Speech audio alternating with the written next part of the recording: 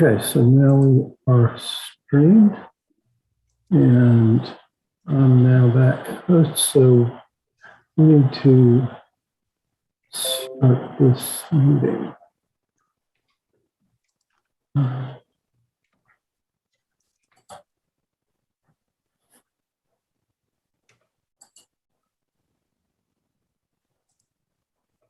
So I think that's it. Okay. Tori, we ready? Ready. All right. Welcome to the September 22nd, 2021 BAR Large Virtual Meeting. My name is John Robinson. The other board meeting members present this afternoon are Jay White. Mr. White will recuse himself from agenda item number 2. Luda Sobchuk, Leon Scott, James Metters. City staff present are Tori Parrish and Lawrence Courtney.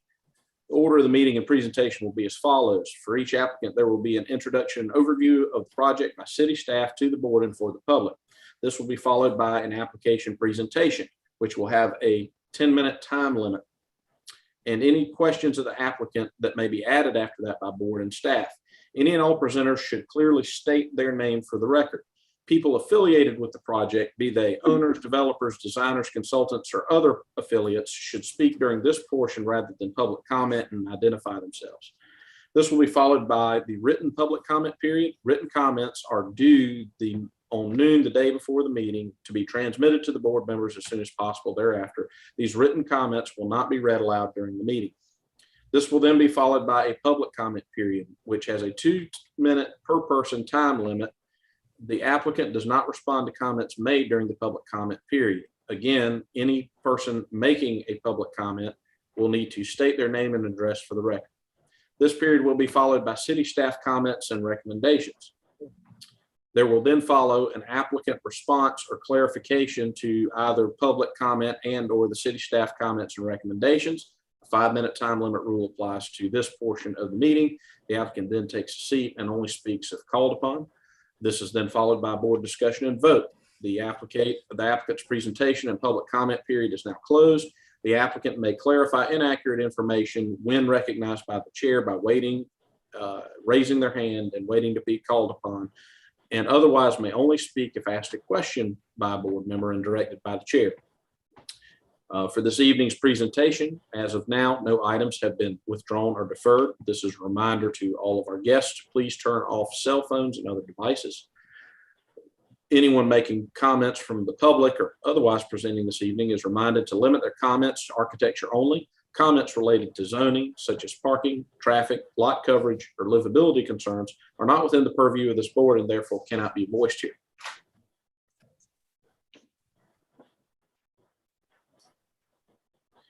We have some additional protocol for our applicants and the public this evening. Meeting procedures are as follows. Staff will control the PowerPoint presentation that includes everything submitted by the applicant by the deadline in accordance with submittal requirements. Applicants simply need to ask the staff to advance to the next slide during the presentation. Applicants, staff, and board members are required to give their name whenever speaking. Video and microphone functions have been disabled for all attendees. Attendees, as opposed to board members or staff, will only be given the capabilities to speak when they are called upon during the public comment period. The chat and Q&A functions of Zoom have been disabled for everyone. Additional staff protocol pertinent to the public comment period. The applicants and all team members and the public have been required to register, indicate the project they wish to comment on, and submit any documents in advance of this meeting. Just as an in-person meeting, all applications heard today are part of a public meeting format. If you registered and will speak during the public comment portion of the meeting, you will need to state your name and address for the record.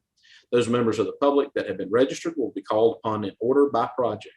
Staff will call on the registered members of the public to speak for each project. Unregistered members of the public who raise their hand will not be called on. Again, written comments have been received by the board in advance and will be summarized. Additional board protocol. Board members will be polled by the chairperson for comments and for their vote on a motion. Each member, when voting, should respond yay in favor or nay not in favor. The chair shall reread the motion verbatim, and the board member making the motion should correct the chair if he has not correctly reread or has not reread the motion accurately. If a board member needs to recuse, he or she will temporarily be removed from the meeting and placed back in the meeting at the start of the next agenda item. If the board needs to go into executive session for any reason, they will call into a separate conference line, and all video and audio on Zoom will temporarily be turned off until they are ready to return to the regular meeting. Ms. Parrish, what is agenda item number 1 for this evening? Item number 1 is 810 Meeting Street. And the request is for the 1-year extension of preliminary approval for new construction of a hotel originally granted on January 22nd, 2020. This is in the East Central neighborhood, and it's in the Historic Corridor District. Staff observation, this is a vested right first extension of this approval, which is good for 1 year and may be renewed 4 more times in 1-year increments per ordinance section 54962. Staff comment, this is a vested right requiring automatic board approval if submitted in a timely manner. And the recommendation is approval of a first 1-year extension of preliminary approval to expire on January 22nd, 2023. Thank you, Ms. Parrish. Do I have a motion from a board member? So moved. Mr. White has moved. Is there a second? Second. The motion is to approve a 1-year extension of hotel permitting for the described location in agenda item number 1. All in favor? Let's see, I'll proceed to call the roll. Ms. Sobchuk, how do you vote on this motion? Yay in favor. Mr. Scott, Yay in favor. Mr. Matters, Yay in favor. Mr. White, Yay in favor. and myself, yay in favor. The automatic extension is granted 5-0. Thank you to the applicant. What is agenda item number 2, Ms. Parrish? Mr. 8 Chairman, Meeting Street. Yes, sir. Oh, Mr. Matters. I got ahead of you by running the clock. Since we were taking care of perfunctory and what might be considered ministerial acts, let me stop the agenda right now to give you the floor. I'd intended for you not to be agenda item number 1, but comments for the good of the order. You have the floor at this time. thank you, Mr. Chairman, and thank you, my fellow board members. We are very fortunate to live in Charleston, and I believe this is due to our wonderful citizens, residents, our visitors, and the historic inventory of our structures, if not the basic fabric of our community. And with this in mind, Mr. Chairman, I would like to ask Tori Parrish, do you feel like you are adequately staffed to do your job, as the head of the Board of Architectural Review, and also to give this board the information we need to do our job as board members? James, thank you. And I just quickly some thoughts. I think that, we are staffed to make decisions, but we're not staffed well enough to uphold those decisions.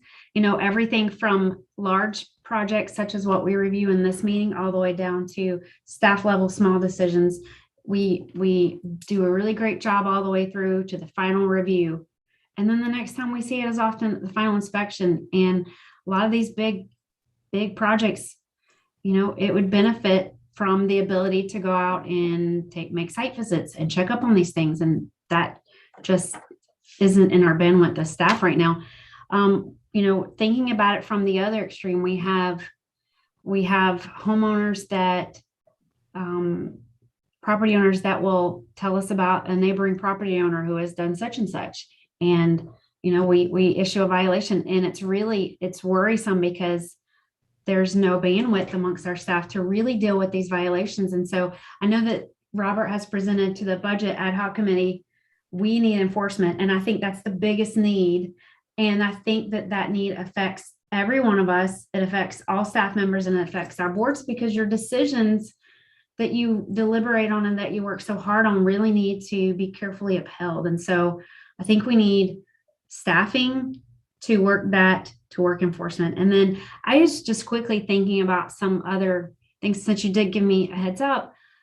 Enforcement is the big thing, but I want you to know that our time cards consistently are over 40 hours. We love what we do, and there's not anything we'd rather be doing, but we pour ourselves into it, and we are consistently working overtime hours. And I know most of you probably do, so that's not an unknown. But as COVID occurred, it's made me think about the fact that it's opened up this new world of people being able to work remotely. and they're moving here and they continue to move here. And that really puts additional projects in the queue for home improvements. Adding to that, the ability to work remote, we saw a volume of people that now that they work at home, there are all these projects that they want to do. And so outside of enforcement, just the volume of work that comes across our desks is enormous. It's so much. And you've probably seen the letter that was released about our timeline for reviews. It's way too long. It's no one should be waiting that long for a review, but it is literally the queue that we have in place. And we have a new staff member coming on to refill Linda's position in a couple of weeks, but we really need, that's bare bones. That's just getting by. And I will say from a personal perspective, since being on staff, I have felt that there's a level of guilt in taking a day off. And I think nobody should feel that way. So there's just a lot of work, and I hope that I have summarized it well, but we definitely could use some more support, and it would, and an additional staff member would fall right into an enforcement position. And that's what we requested at minimum. So I hope that answers your question. Sorry, I'm grateful for your thoughts, and because it's important to all of us here for Charleston to be 100 years from now, for it to have the opportunity 100 years from now that we have now, we have to protect our whole historic fabric. And that's what's keeping people here and bringing people here. And with that in mind, Mr. Chairman, I would like to make a motion from this board requesting the mayor and city council staff, the BAR, as requested in the upcoming fiscal year. Mr. Metters, we'll do this in conformity with every other motion we do before this board. You have moved as I understand it, your stated motion is to staff the BAR at the level requested by staff in the next city council budget. Is that correct? Yes, sir. Thank you. Is there a second to that motion? I'll second that. Mr. White seconds. I'll proceed to call the roll. Ms. Sobchak, how do you vote on this motion? Yea in favor.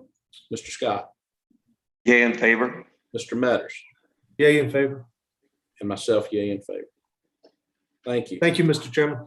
Yes, sir. And thank you for not hesitating to jump right in, because I was off to the races and not taking care of something which is very important to me as well. And I would just summarize by saying that the BAR, this incredible historic old BAR, is only as good as its enforcement ability. I think we can all agree on that. Let's see. Ms. Parrish, now that we're off of house business, how about agenda item number 2? Sure thing. We're recusing Jay. Okay, and we've let Aaron Bowman in. This agenda item is for 48 Meeting Street. The request is approval of a mock-up panel for new construction, a 2- and 3-story educational building in the Charlestown neighborhood and in the Old and Historic District. Thank you. Aerial view. This is connected in an affiliation with the First Baptist Church. First Baptist Church does face Church Street, and this building is to the west of the existing. This is another aerial view. Looking into the property from Meeting Street. And this is the front of the church. And this is looking north. Okay, we'll have Mr. Bowman present this one. Okay, thank you very much. First of all, can everyone hear me okay? Yes, we're here just fine. Okay. You have the floor, Mr. Bowman. Thank you very much. We appreciate the opportunity to be here. My name is Aaron Bowman. I'm an architect with Leolio Architecture, working with First Baptist Church of Charleston on this project. And I know Trident Construction is our contractor. We do have Justin Holzenbach and Matt Robbins are also in attendance. If we have any questions they might need or want to weigh in on. But I think there are a couple of things that I wanted to briefly touch on in the presentation. If we can move forward through some of the drawings.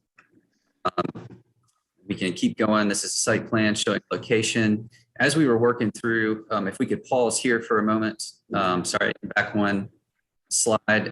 There were a couple of things that as the mock-up was coming up, some of the details were not resolved to our satisfaction. So there were a couple of items that we have proposed that have not been changed in the mock-up, but are evident and going to be changed in the building. So we want to make sure that a couple of those items were clear. The first one here has to do with the canopies that are above the doors, these steel plate canopies. The original design of them, they were 8 inches, so a full 3 coursing. There were some changes in shop drawings due to other steel conflicts, and it got reduced basically to 6 inches. So in the mock-up, you can see that it hits at a very awkward position on the brick. And so this has been revised to where it's so 2 courses of brick, basically, so that it'll hit at an even course. So that change is being carried through. That's something that is not evident. So if we move forward, please, to the next slide, you can see a photo of the mock-up, and you can see how that door canopy, again, on the bottom left corner, sort of hits currently in the middle of a brick. So that has been adjusted to where it will hit to coursing and have a much cleaner appearance. There's another element. So here on the right where you see the black steel, this represents the porches. There's a 3-story porch on the section of the building which faces towards Church Street. And so you can see this is exposed steel framing, these wide flange beams that intersect the brick. There were 2 issues that became obvious once we had the mock-up constructed. One was the difficulty in getting a clean edge where that brick sort of has to ride up and over, the flange to the web of the beam. And then the other one is that the steel sizing, the final one in the shop drawings, we're hitting just slightly off coursing. So if we can move forward, I think 1, maybe 2 slides, we included, yes, 1 more, please. We included this detail. So this is another change that's going to be incorporated to address that. So what we're looking at here is a plan detail. So you can see the column, and then you see the line of the beam as it goes through the brick wall and hits that column in the steel framing. So what we're proposing is an L-shaped bent plate on either side that will be welded to both the vertical web as well, and then it will extend out and return back towards the interior of the wall and be welded along the flange. So that'll give a nice clean edge for the brick to die into on either side, which will then give us a much cleaner sealant joint here at this detail. And so that will occur at the perimeter of the beams as we step up. And then if we move forward 1 slide, please, to address the issue of hitting slightly off coursing. Essentially what we've done is added a small steel plate to the underside of those wide flanges that will essentially then there still will be a sealant joint between the brick as it comes up, but it'll be much smaller than what's in the mock-up. What's in there right now, I think it's pretty close to 1.5 inches. So it's just a massive sealant joint that doesn't look well. So we're going to clean that up with a nice sort of steel plate. So those 3 changes were something that we wanted to make sure was clear in the drawings that are, proposed changes based on the results of the mock-up. I think the other item to note is we did have a section of pavers in the original mock-up that was submitted as part of the approval. We do not have that completed. That has been removed from the mock-up at this time, having some issues getting samples of the pavers that we're looking for. But that section is located on the sort of the back, the Church Street side, back from the road. It's not adjacent to Church Street and it's not visible from the public right of way. But that is something that is a change from what was in the original documents. Beyond that, if we want to move back to look at any photos of the mock-up, we do have all of the other elements in there that we had previously. We have the coping cap. We have a section of, this is the curtain wall at the corner as well as our storefront. You can see the detailing that incorporates the common bond with the header courses, alternating every 6 courses. We have the stacked headers that are below the window in the actual building as well. And there is a section of the mechanical screening and proposed color for that. So I think just one other item, we did have the opportunity to meet with staff out on site and hear some, receive some comments previously. I know one of them had to do with the mortar. So I think since the mortar has been cleaned, you can see the consistency of it is a lot more visible. At the accent band of the headers within the common bond, which might be more visible in the previous slide. If we can move back one, please. One thing to note is that we do have raked joints in those locations, whereas all the other joints are concave struck joints, typical brick joints. So, it is all the same mortar color. I know that was a question that was asked previously, but to clarify, it's one color of brick and one color of mortar. And what you're seeing is the shadowing from those raked joints. So with that, that was everything that I had to discuss today, and happy to entertain any questions. Thank you very much. Thank you, Mr. Bowman, for that summary. We will now move to any written public comment. Ms. Parrish, do we have any for this agenda item? Yes, sir, we do not. Okay, then we'll move to city staff comments and recommendations.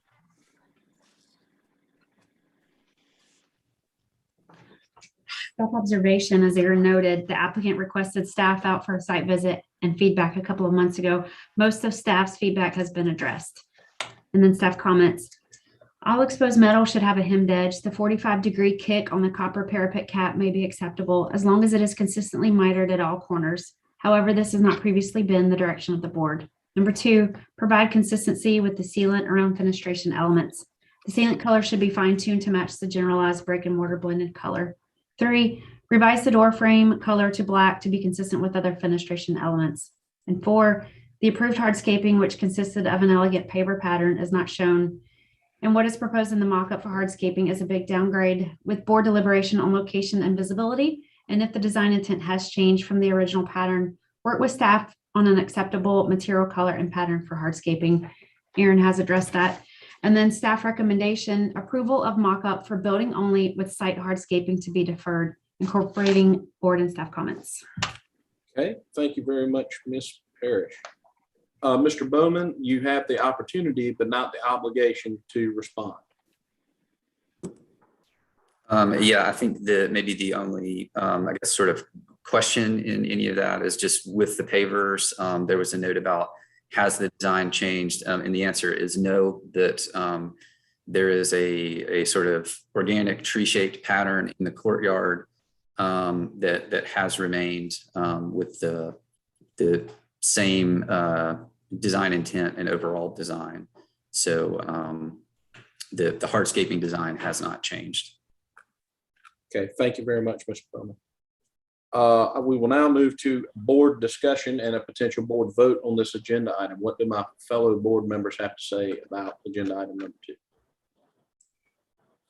Mr. Chairman, I'll go if you're ready. Yes, sir. Yes, ma'am. I visited the site yesterday, and I felt that this was one of the better mock-ups that has been presented to the board.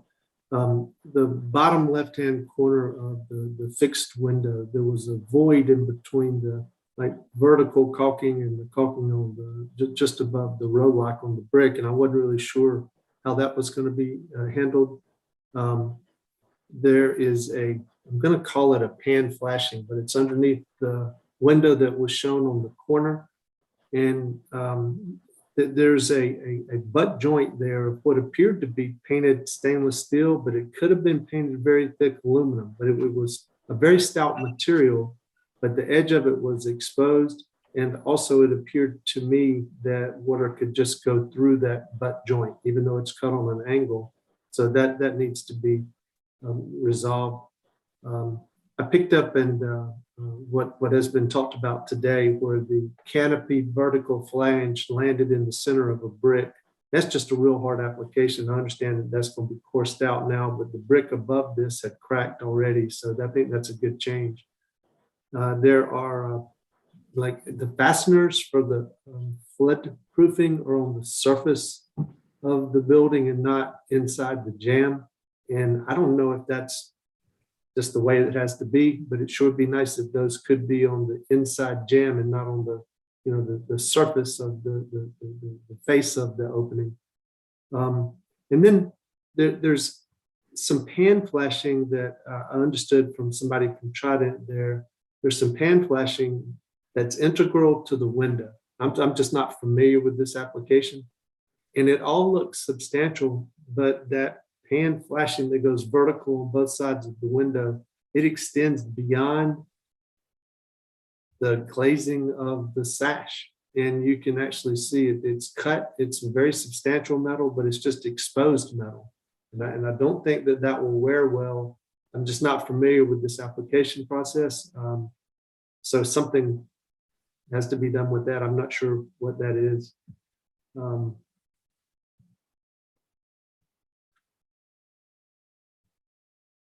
Okay.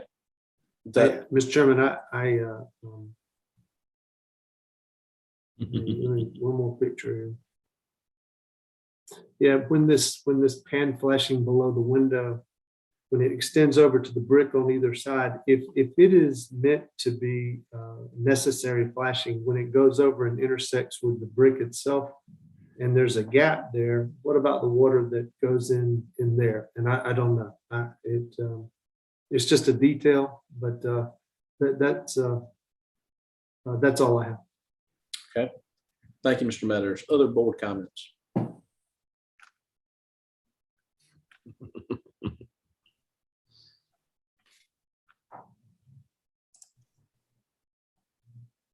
Any other board members with comments on the presentation of the mock-up, site visit, et cetera, or agenda item number 2?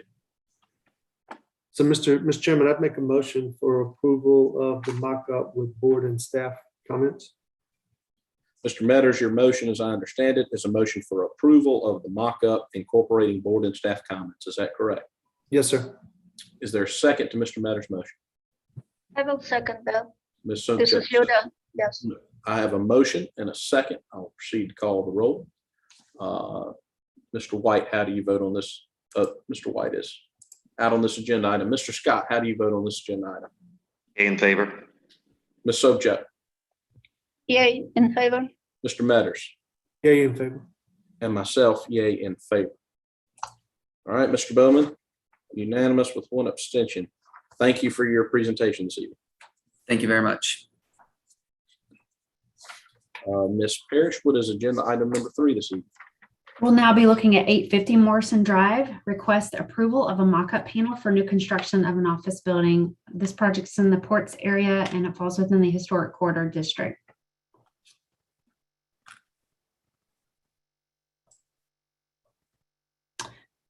We have an aerial view here of Morrison Drive in the September Clark Parkway, looking into the site prior to construction.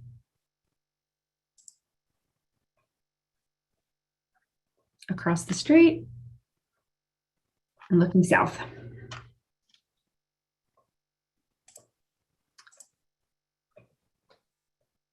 All right, and on this one,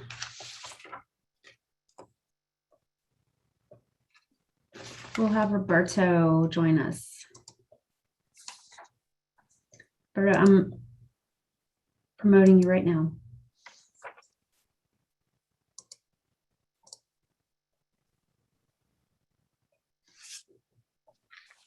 Okay, Roberto, can you hear us? I believe he's muted. If he can unmute himself, we might be okay. There we go. Can you hear me? We can Yes. now. Oh, okay. Sorry about that. You have the Um, floor. Thank you. So my name is Roberto Paredes. I'm with ASD in Atlanta. We're the designers of the building. So we submitted a series of drawings, and maybe we can go to the next page. And actually, you can just cycle through the actual drawings, and I think we submitted some photos of mock-up also. It was a fairly extensive mock-up. Is there a way you can blow that up? Yeah. As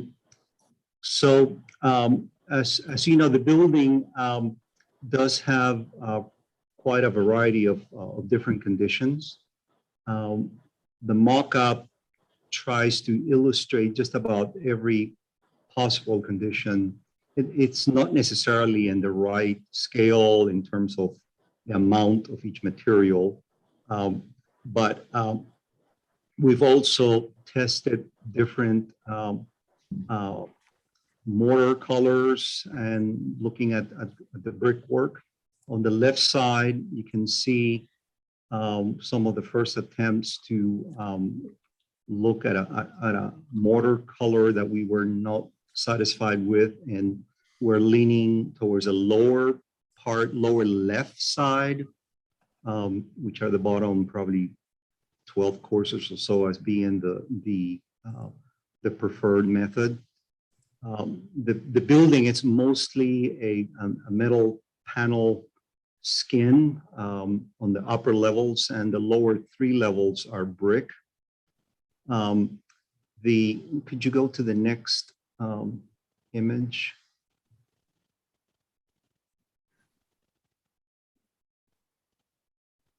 The south side of the building has a fairly sizable amount of glass, but it's surrounded in a frame. So the mock-up illustrates the conditions of the window surround. And again, this is also a metal panel. It's a rain screen. In all cases, all the metal panels are designed as a rain screen system. Go ahead to the next one.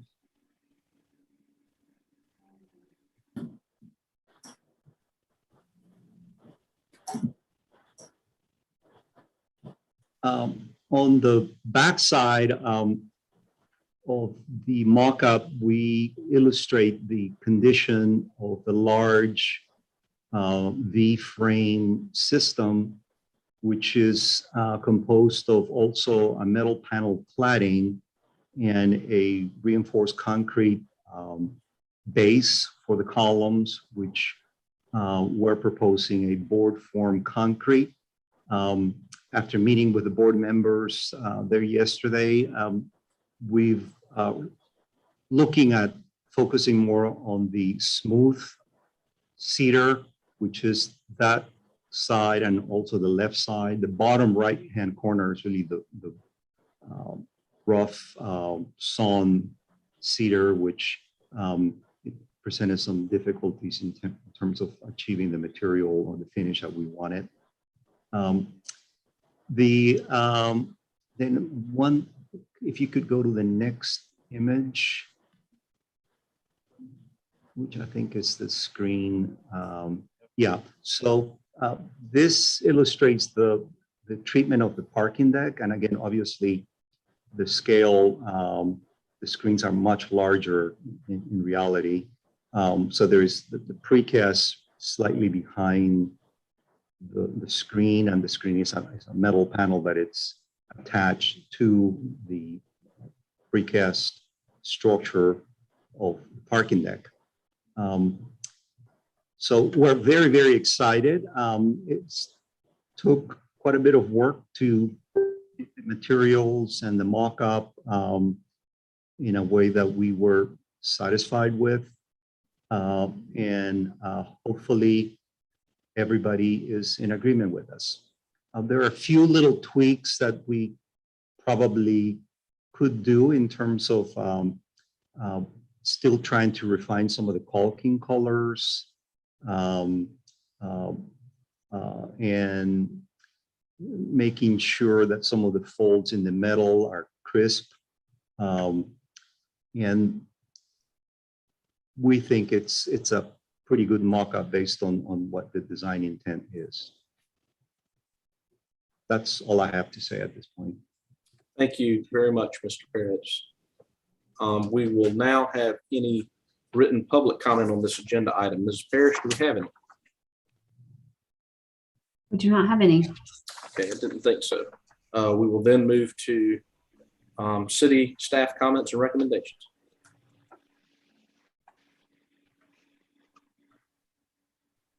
Start with a couple of observations. The mock-up was wet when this visit occurred, making it difficult to ascertain colors of some elements or assemblies, primarily the brick and mortar. While it is thought that these will be all acceptable when dry, photographs should be taken and reviewed with staff. 2, while the mock-up is acceptable overall, it would benefit from an overall tightening up of joints, especially at metal elements. And then staff comments. Exposed fasteners on some of the metal elements are to be eliminated to the extent possible, and particular care is to be taken at the metal panel corners to provide a tight, clean miter. If fasteners are exposed by design, they should be painted to match adjacent material. Exposed pop rivets are not acceptable anywhere. 2, while the explanation of the exposed brick voids is noted, staff prefers a solid brick at this screen wall. 3, brick joints are to be consistently uniform. It is noted that a few of the head joints are excessively wide.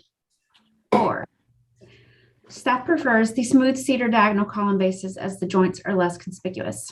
5, the joint between the brick screen wall and the adjacent brick wall needs to match the generalized brick mortar blended color better. 6, the LED lighting at the open area soffit needs to be studied on site and adjusted to make sure that glare is not an issue. And 7, hardscaping is acceptable. Recommendation is approval of mock-up with board and staff comments. Thank you, Ms. Parrish. The applicant, as I've said previously, Mr. Paradis, has the ability to respond, but not the obligation to respond. Any further comment or clarification from you before we proceed? No, the comments are duly noted. That's all. Okay, thank you, sir. We will now move to board discussion and a potential vote on this agenda item for the mock-up. What do my fellow board members have to say about this agenda item? Agenda item number 3. Mr. Chairman, this is James. Yes, sir. I also thought this mock-up was a lot of effort went into the mock-up. I like the board form concrete. I think it looked really good. The perimeter around the screening where those joints came together at the corner, some of those joints were not great, and the metal was exposed, and we got to figure out how to work on that. I was surprised at the number of exposed fasteners. And the exposed fasteners are part of the construction system that's been designed. So I don't know if that's going to be able to be changed, but when I think about the volume of these fasteners that are going to be exposed, great attention to installation has to be made for this project to be successful, and it's when completed. The number of exposed fasteners was surprising to me, but part of the construction system. But if there is any way that they could be minimized, I think that they should be. And I also think it's very important to study the call out of the materials for these fasteners, pop rivets and other things. Many of the fasteners I saw were not coated the same color as the adjacent material they were fastening together. And it was not clear to me what the material was. And those are my comments. And Mr. Metters, I would just jump into second you right there. I know on a number of projects that we have seen relatively recently, we've had what I do think is the problem of exposed fasteners because of these manufactured systems. And I don't know that we can do much to control what's going on in the building industry, but the extent that we can have the designers and developers work with manufacturers to rid us of the problem of exposed fasteners. Certainly numerous exposed fasteners would be very helpful. Further board comments?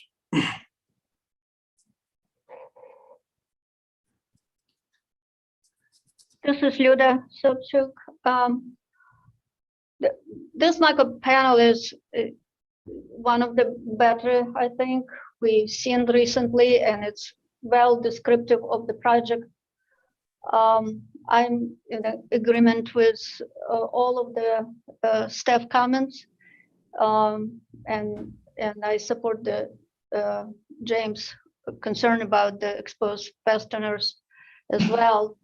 One of the things I just want to add, on the hardscape, there was this strip of stained concrete, which needs to be sewed through a little bit more when it would be executed, because the joints were, that stain was spilled on the adjacent concrete and things like that. So if you want a crisp line, it needs to be much more cleaner.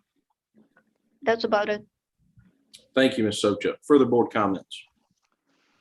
This is Leon. Mine are brief. I agree that it's one of the certainly better mock-ups. I liked it a lot.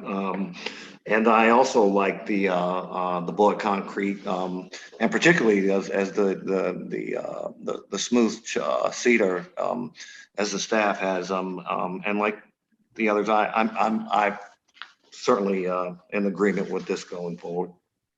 Thank you, Mr. Scott. Any further board comment? If not, I'll be glad to entertain a motion.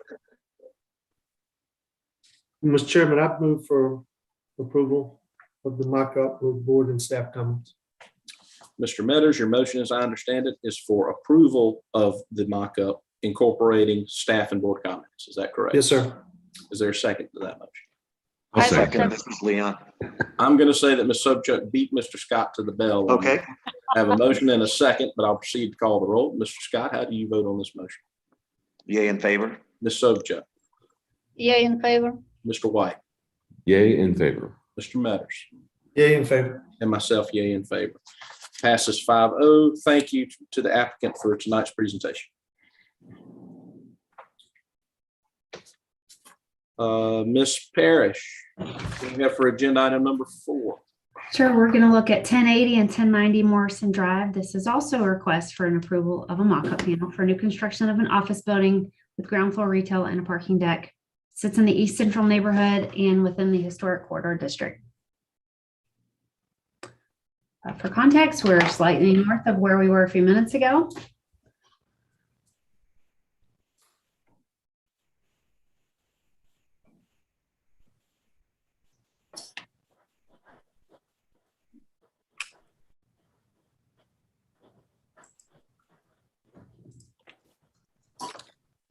Okay, and with this one, we've got Zach Carmen on the line.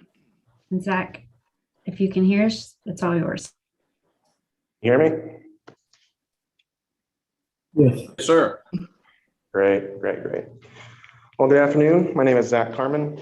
I work for the Middleton Group. I'm the project manager for the design team on this. We're here today to request final approval for the mock-up panel built on site. First, I'd like to thank all the board members and city staff for attending the mock-up panel review yesterday and for the thoughtful questions. We look forward to implementing the board recommendations in order to help improve the mock-up's quality. And the presentation will be kind of centered around kind of answering a few of those questions that came up yesterday.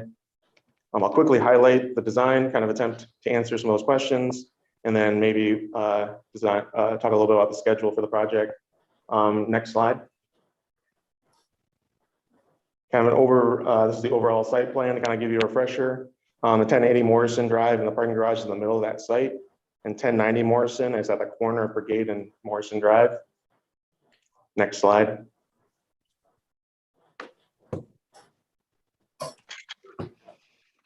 Next slide, please. There you go, the renderings. Since it's been over a year and a half since you've seen this, I want to kind of give you kind of a refresher on what the design looked like. 1080 Morrison Drive, which is the top rendering. It's 100,000 square foot office building with some retail and a parking garage at the rear. Some of the primary materials are a whitewashed Old Bailey brick from Meridian. First 2 stories, some ATOS first lock metal panel with a slate gray finish, primarily at the 3rd story. Some slate shingles above and below the curtain walls at the brick locations, black curtain wall, some exposed and painted steel structural elements with some vertical fins at the main entrance. And down below at the 1090, it's got the same materials with similar design or similar details. So we've combined the mock-up into one mock-up for both buildings. Just want to clarify that. Next slide.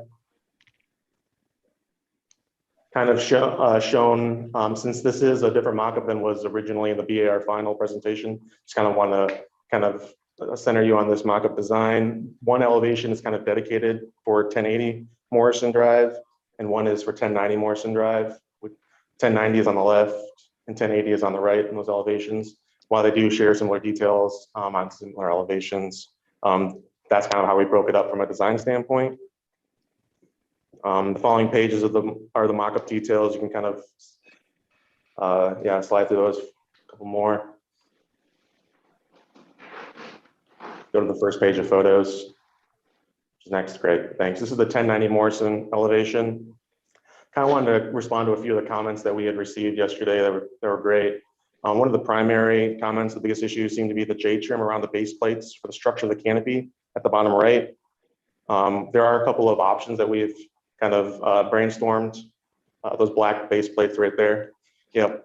One, we could cut the J trim a little shorter in depth and allow them to sit closer to the metal panels, but the better option might be to kind of bring that base plate out with a spacer behind it and let the metal panel kind of sit behind those base plates and kind of eliminate the J trim, the miter trim around those two base plates you see at that canopy.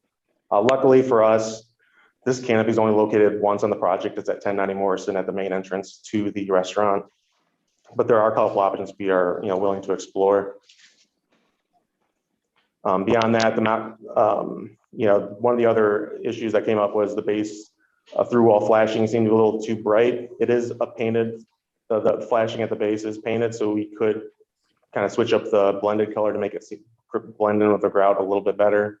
But that's something we were willing to kind of work through with the BAR and staff to kind of hone in on that blended color for that flashing. Next slide.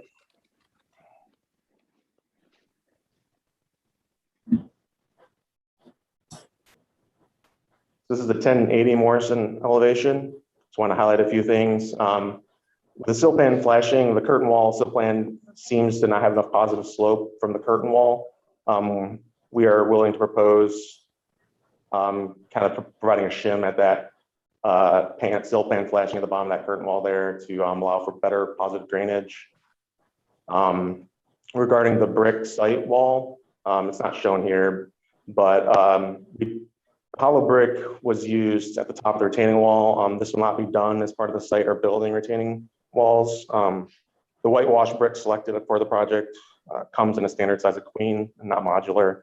So while Meridian will do a special run of brick in the modular size as shown for the project, we weren't able to secure any non-hollow brick for the mock-up. So we just wanted to clarify that the hollow brick you see at the top of the retaining wall will not be that way for the building once we do that special run of modular brick. Regarding the curtain wall and control joint sealants, there were a couple options on the mock-up. For the curtain walls, there's a white and a black sealant. The white is more of the blended color to match the brick and grout color, and then the black matches the curtain wall. I think our preference is for the curtain wall sealant to be black, but we're certainly open to suggestions. And then there were two slightly different controlled brick joint colors on the mock-up. One was slightly grayer and one was slightly warmer to match the brick. Regarding the perforated garage metal panel, which you see on that first image on the left up against the right there, that is the parking garage part of the mock-up. The metal panel itself seemed to have been finished before it was perforated and corrugated, and it's only finished on one side. And we did confirm with the metal panel manufacturer before this meeting that it will be finished on both sides and it'll be finished after the corrugations and the perforations are made. So you don't see that exposed aluminum on that metal panel. If you go closely, you can see a little bit of exposed aluminum, especially around the back side of that trim, that little white portion you see there. So that we already have confirmed that that is a fix and we can implement that for the building. Regarding the slate shingles, there's a comment about the exposed fasteners at the top of the slate shingles to the left there, the top course of that slate shingles. That represents one of the two options we have, which is a Kynar finished exposed fastener. The other option that we were able to confirm with the manufacturer, but weren't able to get on the mock-up before this presentation, was we can do a kind of a pre-finished J trim piece that comes up and over the slate shingle to cover those fasteners up at the top. And luckily, the exposed fasteners will only be located at the top row of shingles. Each shingle below those cover the next set of exposed fasteners. So the only time you'll ever see those exposed fasteners is at the top course, and we can easily cover that with a pre-finished piece of trim, or we can keep it as the painted exposed fasteners that are seen there. So that kind of wraps up my comments specifically. Like many projects, procurement is a big issue for us. The biggest issue we're seeing right now is the curtain wall has been extended to 16 weeks, which is 4 months out. And so for us, you know, if final approval isn't achieved, there's some confidence that we could have from the board that we could sign off on the curtain wall and the brick, which is a 10 to 12 week lead time. Those are the two biggest critical path items for the building right now. I just kind of wanted to highlight that just in case it does come up in the conversation. But other than that, that's pretty much it. Thanks. Thank you, Mr. Carmen, and thank you for that thoughtful, thorough presentation. And I will also add that we are intimately familiar with many, many other presentations about both the supply chain problems as to projects and specifically as they apply to builder and designers' frustrations with mock-up panels. That having been said, Ms. Parrish, do we have any public, written, or in-person comment on this agenda item? No, sir, we don't. Then we'll move to city staff comments and recommendations. Observations. 1, while the mock-up was wet during the site visit, the color and texture of most elements was clear, and this should not be a problem. As seen on other projects recently, this metal panel system is challenging to install well and to execute without corners or other elements that read as they might with the vinyl siding application. Generally, joints and corners in the metal panels and other metal elements need to be tightened up significantly with the elimination of exposed fasteners. Where exposed fasteners cannot be avoided, they should be painted to match the adjacent material. And some staff comments. Number 1, 2 metal panel outside corner types are shown on the mock-up. Staff prefers the more minimalistic and clean, reading less like a vinyl siding application. Number 2, mitered metal panel surrounds with J molds need to be restudied to be less like typical vinyl siding detailing. 3, the typical light colored sealant color should better match adjacent materials so as to be visually inconspicuous. 4, the through wall flashing, which is painted, needs to be more of a generalized brick mortar blended color to be visually inconspicuous. 5, it is understood that there will be flashing above the slate panels. Applicant is to work with staff on the execution of this. 6, exposed concrete edges are to have more clean and straight edges with consistent paint application. 7, the 45-degree drip at the parapet cap is to be eliminated, with the drip turned into a flat vertical surface held as close to the metal panels below as possible. Number 8, the wood fence is acceptable. 9, the representation of site walls and hardscaping is acceptable. 10, although the outside brick corners are done well, staff prefers solid rather than mitered corners. 11, exterior self-flashing at windows and steel vertical pieces are to be painted the generalized brick mortar color rather than the black of these elements. And 12, joints at the underside of the slate panels are to be tighter and sealed with a color to match the adjacent material. And the recommendation is deferral, primarily for the reworking of metal parts. Thank you, Ms. Parrish, for that run through. Would the applicant care to respond? You have up to 5 minutes if you would like to do so, Mr. Carmen. Can you go back a couple pages to the first set of comments?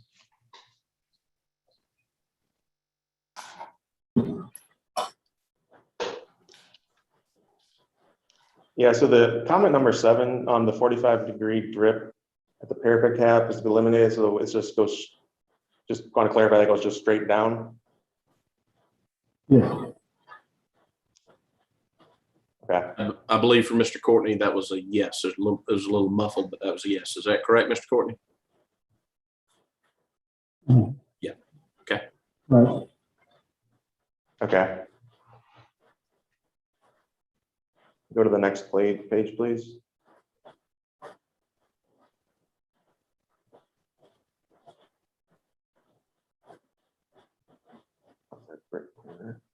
Can you delve into number 10? What are the mitered corners of the outside brick?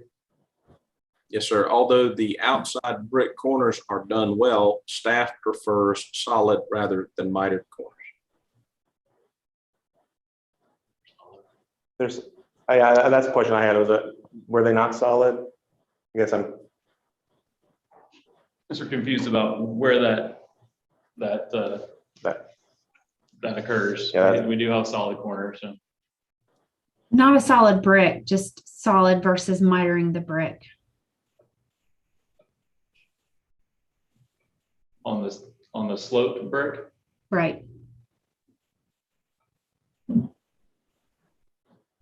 It's an interesting detail. I mean, thinking through it here, it's like, I'm not sure how you do that without cutting.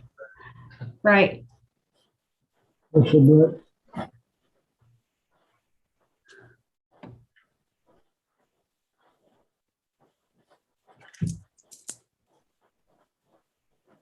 Well, I mean, we made the staff comment, so if it's something that we can look at and talk through, I mean, we can, we'll be flexible. Yeah, So and we can take that up, and we can also Sure. take that up in board discussion. And Mr. Carmen, you have a little bit of time left. Any further comment? Just go back to that last page, just make sure I didn't forget anything.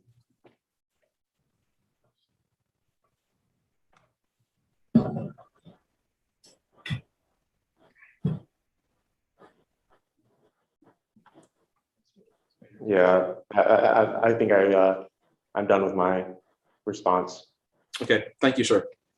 We will now move to board comments and a potential board vote on this mock-up. What do my fellow board members have to say about this agenda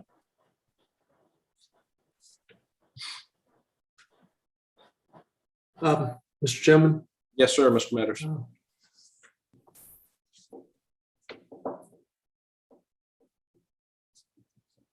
if the building were built the way that the mock-up is installed, it would leak.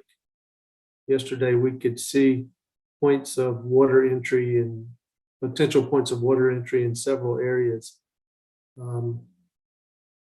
Modification of some of those applications need to be made in order to not be able to stand there and look through and see a substrate behind the metal. The termination strips in some areas where the panels locked in were great. I mean, you could just see the installation was great. But as it transitioned into other areas, I couldn't see how portions of the metal panels ended, and there were inconsistencies in the installation of the metal panels. I thought the material itself seemed what I expected to see. The window flashing that comes out, the surface window flashing, it comes out underneath the windows over the surface of the brick and then angles down the slope brick outside of the face of the veneer. It appeared to be at best level and maybe was sloped some backwards. And I think that needs to have a positive slope. And then when that metal extends to the right and left of each window, there would be a gap of some dimension where there's not waterproofing. So again, if that flashing is essential, I'm not sure what happens when it gets to the edge of the window and there's nothing there but the brick underneath. The caulk colors can be worked out with staff and the architect.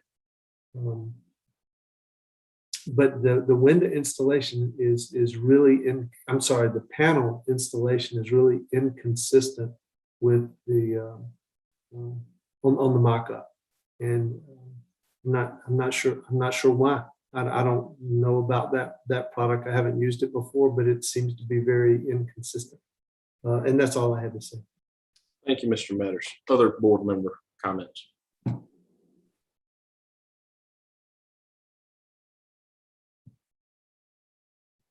If not, I'll entertain a board motion. I will have a very brief one. Oh, yes, Ms. Subject, please.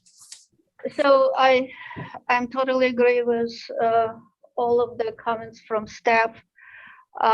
We had a lot of discussions yesterday around the metal panel installations and fasteners and all the potential leaks. So I think I will be supporting deferral for this panel until the details will be worked out well. That's it. Thank you. Thank you, Ms. Subject. I want to stress this to the applicant as a remark that these mock-ups have become vital to us because they're our best presentation of what these large buildings are going to look like, quality of materials, quality of the construction. So the execution of the mock-up is vital. If there's any ambiguity about the execution of that mock-up reflecting what's actually going to be built, it tends to militate against the applicant because we don't know what we're getting in terms of consistency, quality, fit, finish, as well as the aesthetics. So it's very important that the mock-up remove any issues about craftsmanship defects in the mock-up in and of itself, as opposed to presentation in the construction of the final building.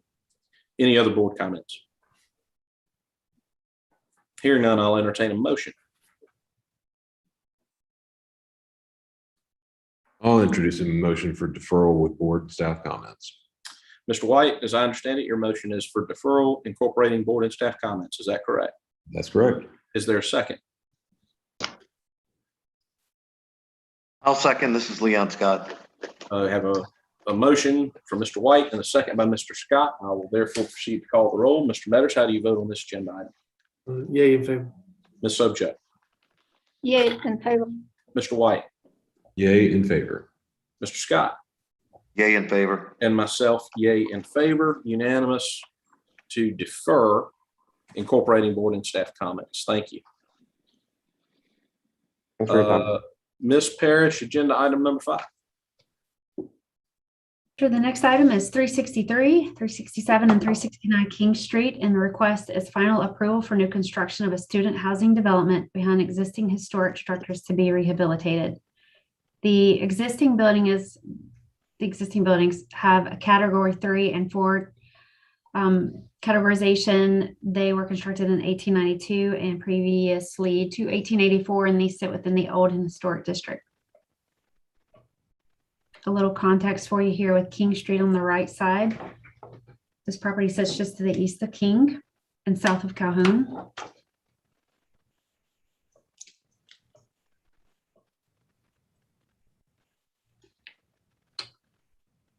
Looking north on King Street with the properties to your left. And looking south on King with the properties to your right.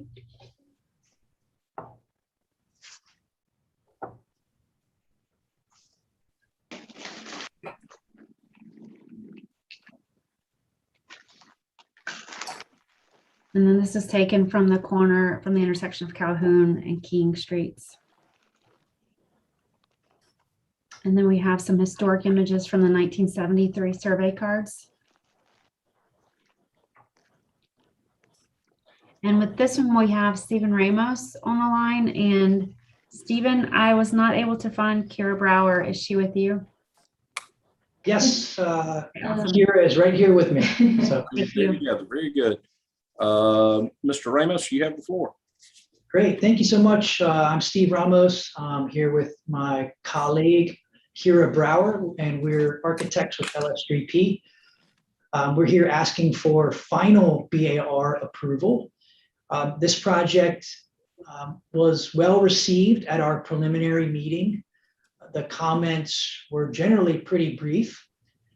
I believe that we have addressed the comments that were made. And we've made, I think, some other improvements in general to the project as well. And there really has not been any, what I would consider substantial changes. So we will try to be as brief as possible. Next slide, please.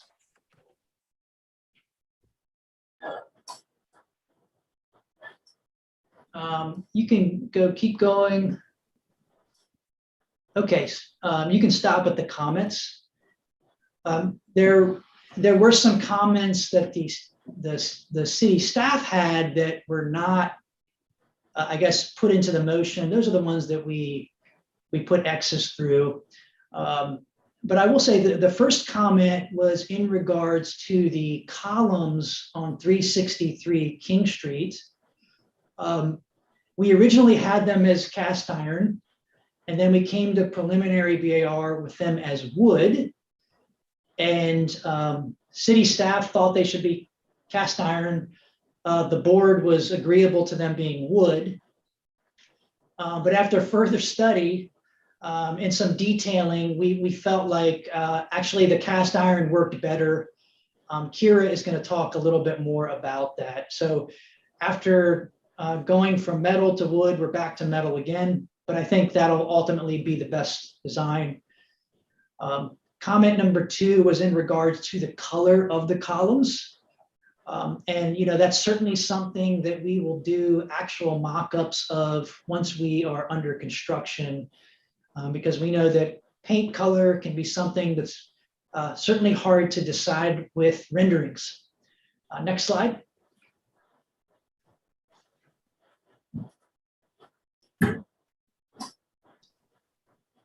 Column number 6 was in regards to the depth of brick.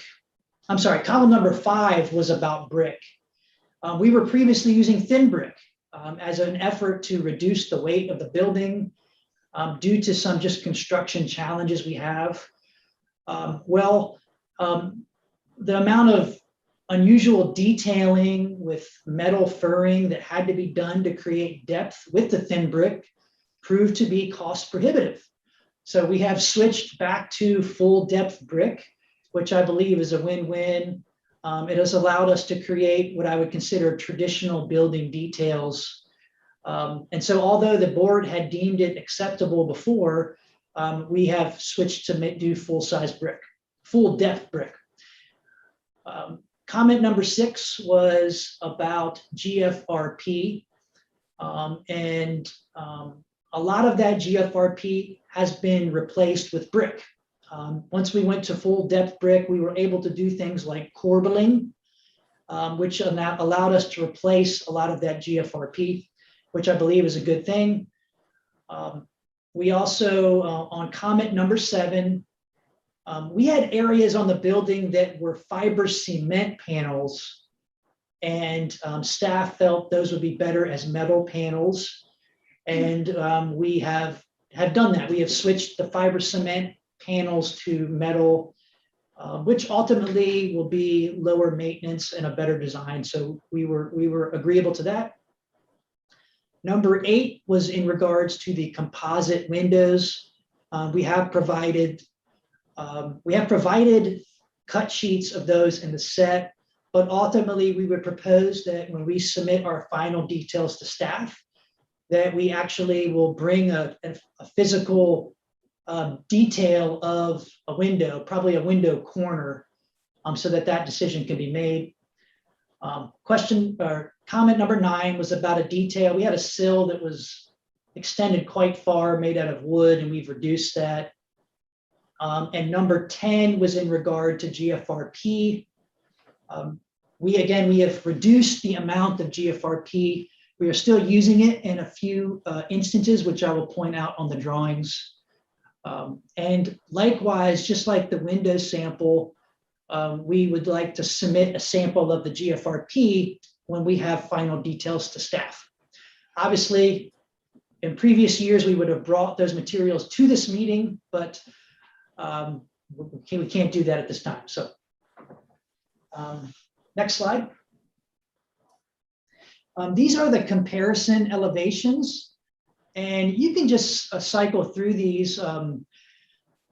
There's really nothing to really note on these. We've effectively been working on details, but if you go to the next slide, there is some mechanical equipment that has been located on the roofs that we underestimated at our previous meeting. But we have studied the mechanical equipment and have located it in ways behind parapets, behind the elevator penthouse, such that those pieces of equipment are marginally visible at best. I mean, I think they're really not going to be visible because, this building is hard to see in general. Next slide.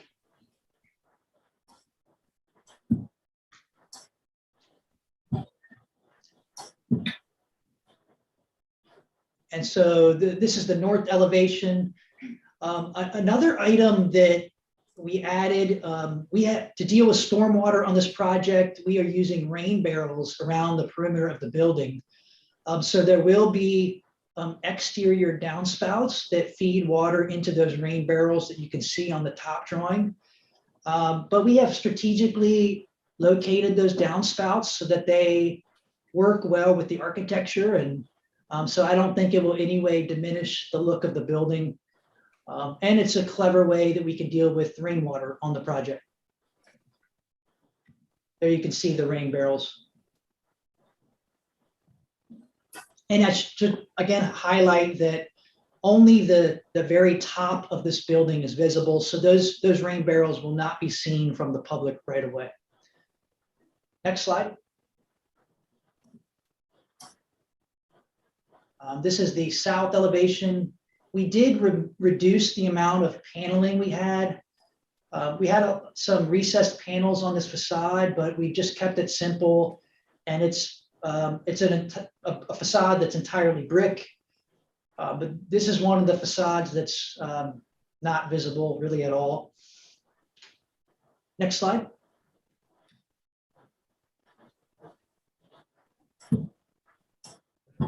And this is the west facade, which is completely hidden by the adjacent building. Again, we reduced the amount of panels that we had on the building just to keep it nice and simple. Next.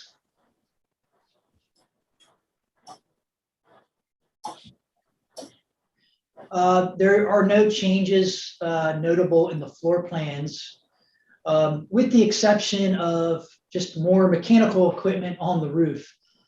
So if you just kind of cycle through these plans,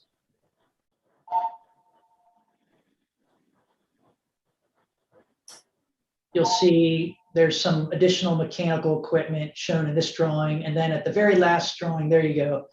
You can see on the high roof, we have some condenser units and some ductwork, but they're pushed back.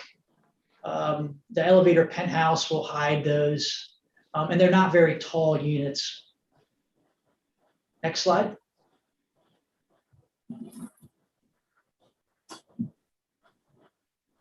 These are the renderings. There are no changes to the rendering since preliminary VAR. So again, we have the existing photo on the left and then a rendering on the right. And just as a reminder, as to see the building, you have to be pretty far back. Next slide. And there's a little spot on Calhoun Street where you'll see just a little small area at the top of the building. Next. These are the renderings that show the historic buildings on King Street. Next. And here is a kind of a flattened elevation view of those buildings. Next. At this point, I'm going to have you skip all the way to A203. These are our construction documents. So A203 has some images of building materials. We're using what I would consider a French gray colored brick. There you can see a piece of FRP on the left. And then on the right are some images of just metal panel. And we've got 3 different colors of metal panel that will be, well, actually there's 2 colors of metal panel, which are the kind of sage green and then a forest green. And then the windows will be black on the building. Mr. Ramos, this is your courtesy reminder that you've used your 10 minutes, but I'm going to extend you the courtesy of an additional 2. Okay. Well, we'll go quick. Next slide. Here are some of the more typical details. You've got a window head and a window jamb, which formerly were FRP and thin brick, but now they are full-size brick. And then you have a parapet detail on the right. The FRP is the big projected cornice, as well as the little brackets that occur in between or at each pilaster. At this point, I'm going to turn it over to Kira. She's going to just briefly talk about the historic buildings, and we will be quick. Okay, Sorry, Kira. Yeah, no worries. Like we said, there's not much change to the details. Everything's pretty much just refinements with the exception of the material change in 363. You can skip down a couple of drawings to where we have an enlarged detail of 363 storefront, which is A341.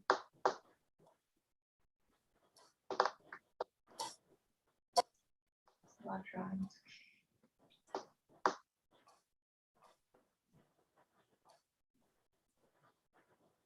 So here you can see an enlargement of the storefront, and this is kind of where we made the decision that the cast iron was necessary.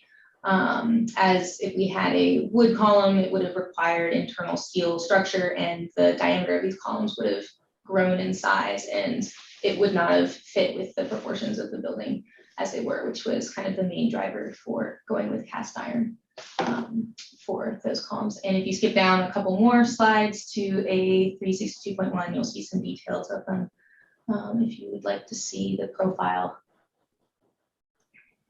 So A362.1.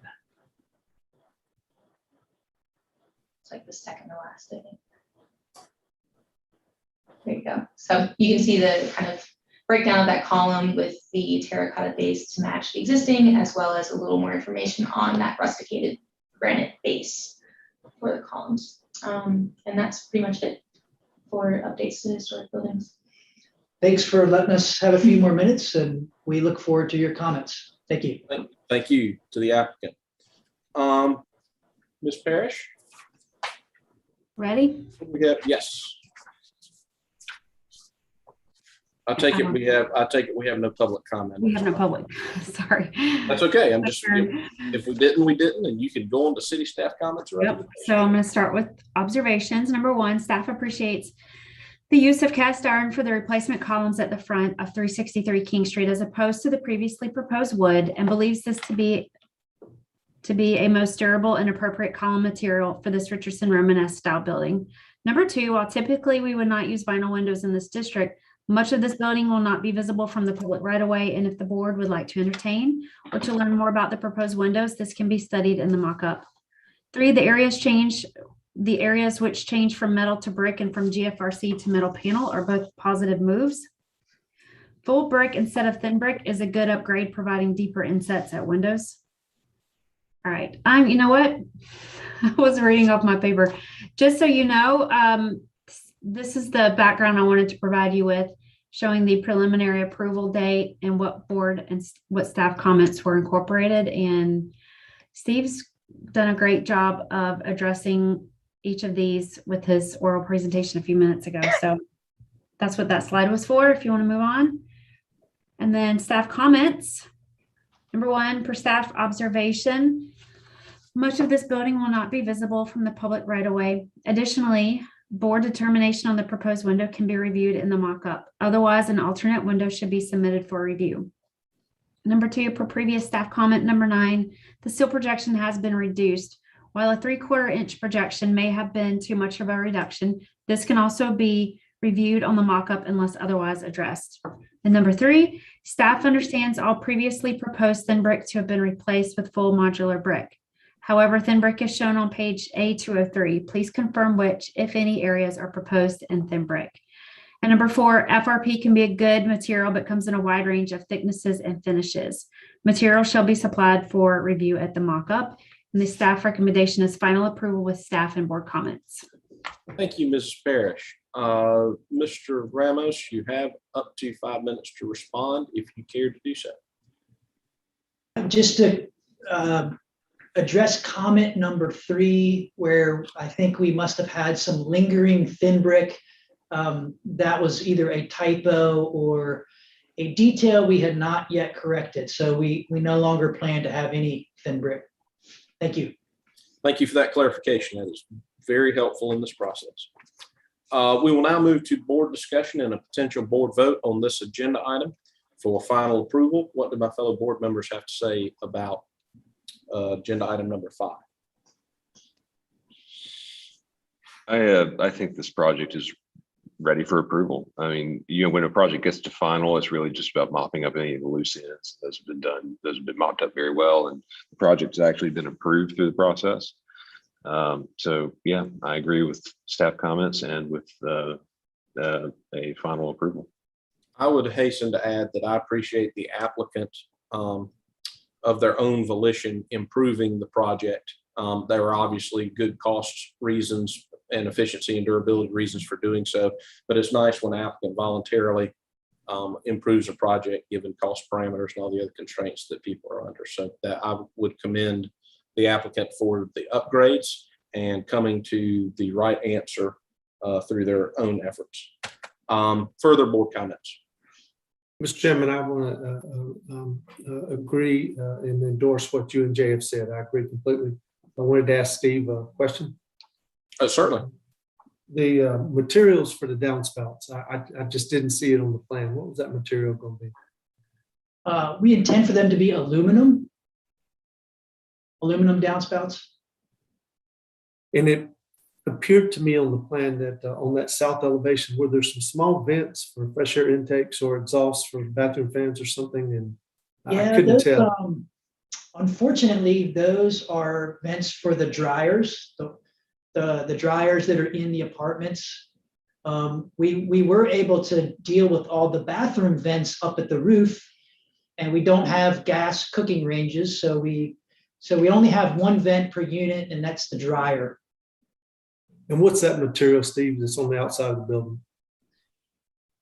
You know, I don't know. I need to check on what we're specifying for that. Well, just I know you will, but something that's going to service that building well on the outside. It's going to get a lot of exposure, not visibly, but it's going to get a lot of exposure. Yeah. Well, duly noted, and we'll certainly look into that. Other board comments or questions? Yes, very quickly. I'm also in support of and commend all these improvements with the materials and change of materials to the better ones, and particularly for the metal columns for that historic building.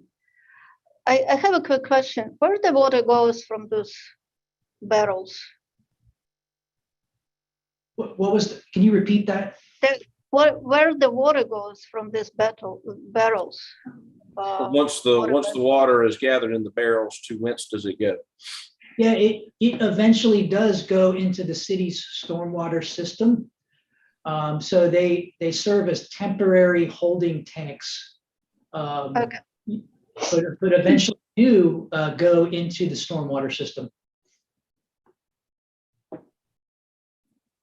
All right, that's it for me. Okay, safe to say they help prevent overflow and an immediate downpour? That's correct. So we have a certain amount of water that we are required to retain on site. Oftentimes we do it underground with big concrete basins, and we had some challenges with that. So this is another solution. One of the benefits is you can water plants with them, but we don't have, there's no grass or landscaping around this building, so nothing to water. That's okay. It's not, and it was not a critical question. It was a practical. Yeah, okay, the mosquitoes will be there. That's a lot. Further board comments or questions? Hearing none, I'll proceed to entertain a motion. I'll make a motion for final approval with board and staff comments. Mr. White, your motion, as I understand it, is for final approval with board and staff comments. Is that correct? That's correct. Is there a second? I'll second. I second. Mr. Metters is going to be the seconder on that one. I have a motion from Mr. White, a second from Mr. Metters. I'll proceed to call the roll. Mrs. Sobchak, how do you vote on this agenda item, or on this motion, excuse me? Yes, in favor. Mr. Scott. Yay in favor. Mr. Metters. Yay in favor. Mr. White. Yay in favor. And myself, yay in favor. It's unanimous. Thank you to the applicant for an excellent presentation. A little bit different tonight, but presage this for board members who have seen various emails about it. This is a little different But I, as chairman, I'm allowing for latitude in this regard because of the nature and scope of the project involved. This exception will not become a new rule. And I have taken my cue from staff on this matter because they believe it will be helpful, and things we can do to help them with their job are things that I am glad to support, as we were indicating at the beginning of the meeting. So that being said, Ms. Parrish, I believe agenda item number 6 is Courier Square Phase 2, and that we are allowing the applicant to have the floor, correct? That's correct. And we this have is a- been promoted to panelists already. And this is a friendly reminder to the members of the board and staff that this is a non-action item. We are merely listening to a 5-minute presentation by the applicant. The applicant has the floor. Hey, can everyone hear me? Okay. Yes, sir. Great, thank you. My name is Ben Liebetrow, representing Greystar and our partnership with Evening Post Industries. I'm gonna kick off our brief overview of the entire project site plan. I do think it'll be helpful for you all to set the stage on a very big project. Thank you for that. And then we'll go into the first 3 of 4 buildings on the site, with the 4th building likely coming to BAR in mid-October. I'm here to just express how excited Greystar and Evening Post are to present. This has been a long time coming, visioning, engaging the community for nearly a year now. This design really is truly a result of extensive engagement with the community. It's been seen by neighborhood groups, preservation groups, city staff, council members, direct neighbors. Tonight's about design, and particularly those buildings that are adjoining the direct residential neighborhood. It's important to note that not only do groups like Cannonboro, Elliott Borough, and direct neighbors, ride along with us during the entitlement, but they do support the design.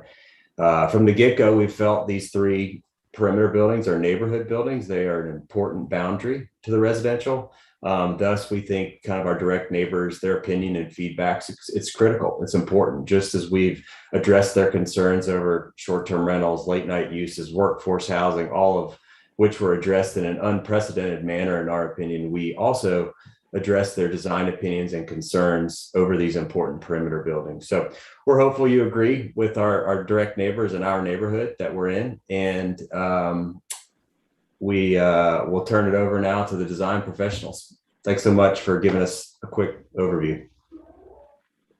Very good. That concludes your remarks for the moment, Ben? Yes, sir. I'm going to turn it over to Scott Parker, who's going to run through the quick overview of the site plan to get y'all oriented. Okay. Thank you.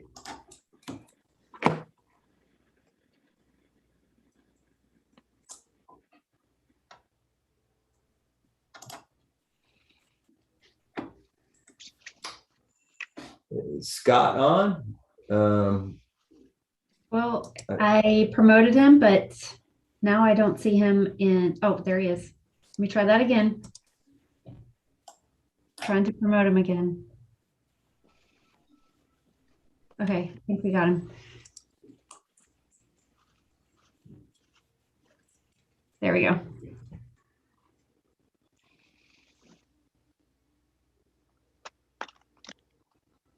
Can you all hear me now? We can. Mr. Parker, you have the floor. Sorry. So the site is located within the Cannonboro and Elliott Borough neighborhood. Next slide, please. Zooming in a little bit, you'll see the site is bordered by King Street to the east, Line Street to the north, St. Philip Street to the south. Next, please.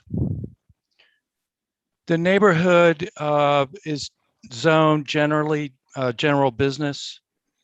And to the east, as you'll see, is King Street, which is obviously primarily a commercial corridor. Next, please. So the site totals, actually, you're looking at 2 sites here. We're working on the site to the north that is outlined in pink. It totals approximately 3.3 acres. And it will contain 4 new buildings. Next slide, please. So you might want to blow that up a little bit if you can, but basically I'm now going to take you through the overall site plan. So as I mentioned, 3.3 acres. Oops, there we, not quite so much. There you go, that's perfect. 3.3 acres, 4 buildings. We have a building in the northeast corner, the northwest corner, the southwest corner that you will be reviewing later tonight, and the larger footprint in the center, which you will be reviewing at a later date in the future. The larger building in the center contains the parking for the 3 smaller buildings. What's very important about that is it enables the smaller buildings to be more in scale with the surrounding neighborhoods and does not encumber those buildings in any way with parking within those footprints. Of the 3.3 acres, 1/4 of the total site is dedicated to open space. And it's not leftover open space. It's very intentional open space, designed at the highest level, and incorporated into the daily life of not only the folks that will be living on the site, but also the entire neighborhood around us. Mr. Parker, your original 5 minutes have been expended. I'm giving you an additional 3. Thank you very much. In total, within this open space, we have actually a 1/4 mile of new public ways and alleyways. And in addition to that, there's a 1/4 mile of new streetscape along St. Philip's, Line Street, and King Street that will be a part of this project. Next, please. The east-west alley at the southern boundary of the site is an extension of Bogard Street to the left within the neighborhood, and really will serve as a connection from the neighborhood, the folks that live there, to and from King Street. The alley will also serve as the front door to a number of townhomes that are located along that, there you go, whoops, along the boundary of the alley. That alley is actually 380 feet long. So that would be slide number 9. You're on 5.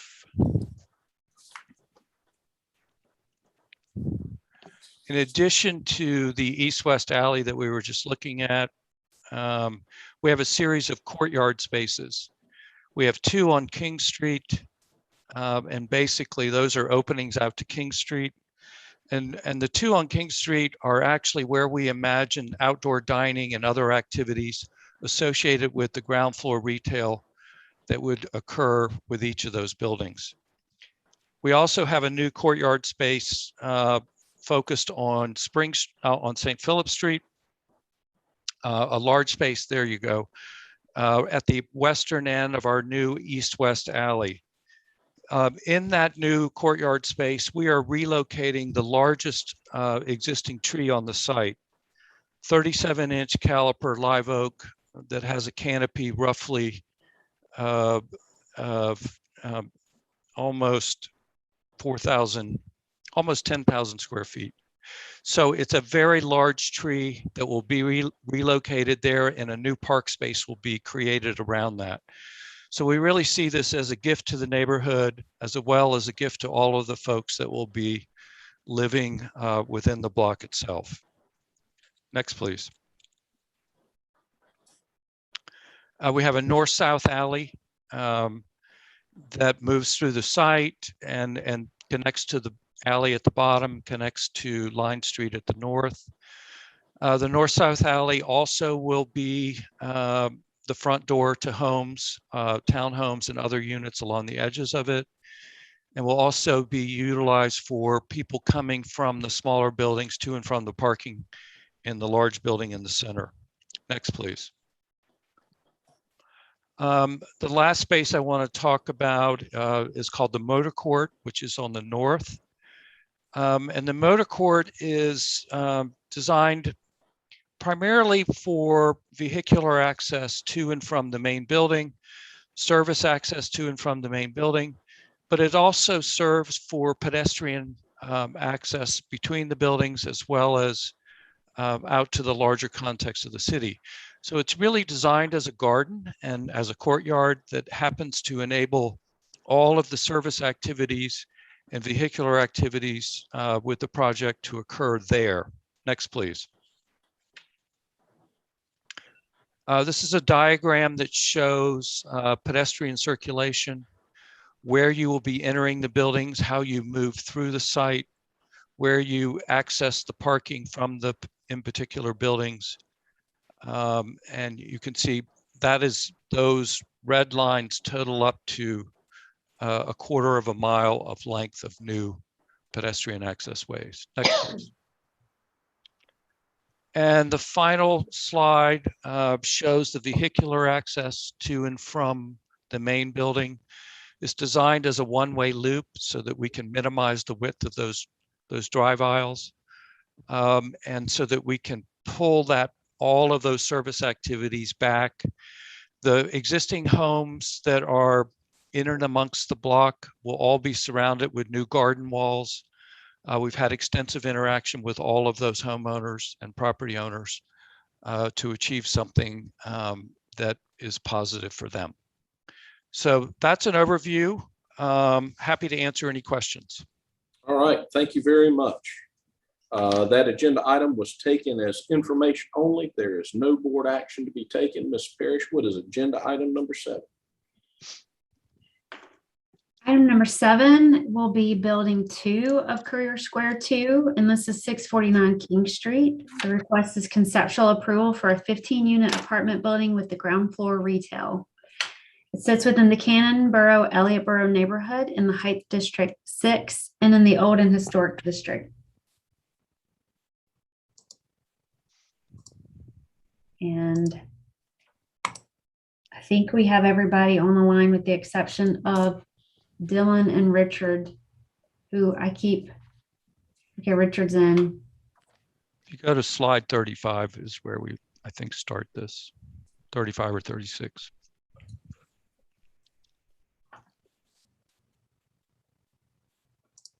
And then Dylan, I promoted, but I don't know if he is not accepting or what's going on there. Let's give him a second. We won't count that against the applicant time. We'll just, when we actually verify we've got him, we'll get started.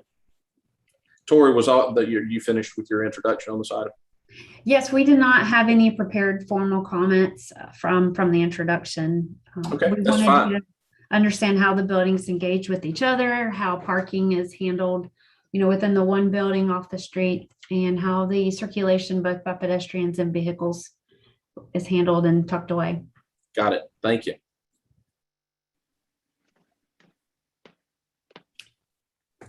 Tori, this is Richard. I don't think that Dylan is going to speak, so it's okay if he's not been promoted to presenter. I keep sending it. He's probably getting annoyed if he sees it, but okay, that's perfect. Then we're probably ready to roll.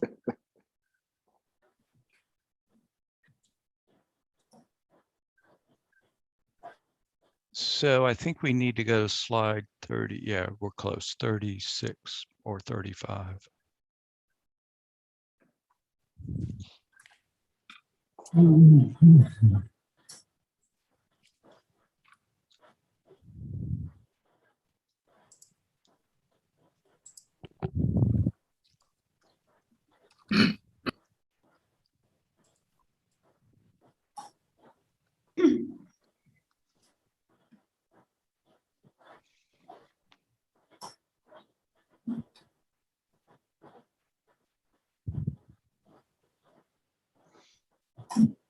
These files sometimes get That's really okay. large and Certainly. pages are Certainly. different sizes.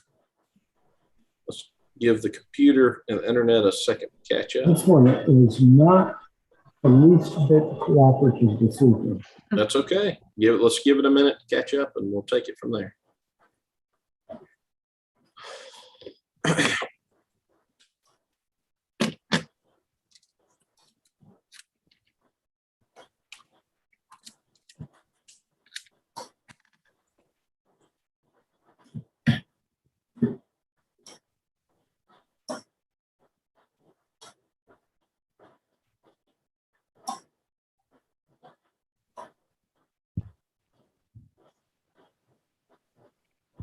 All right.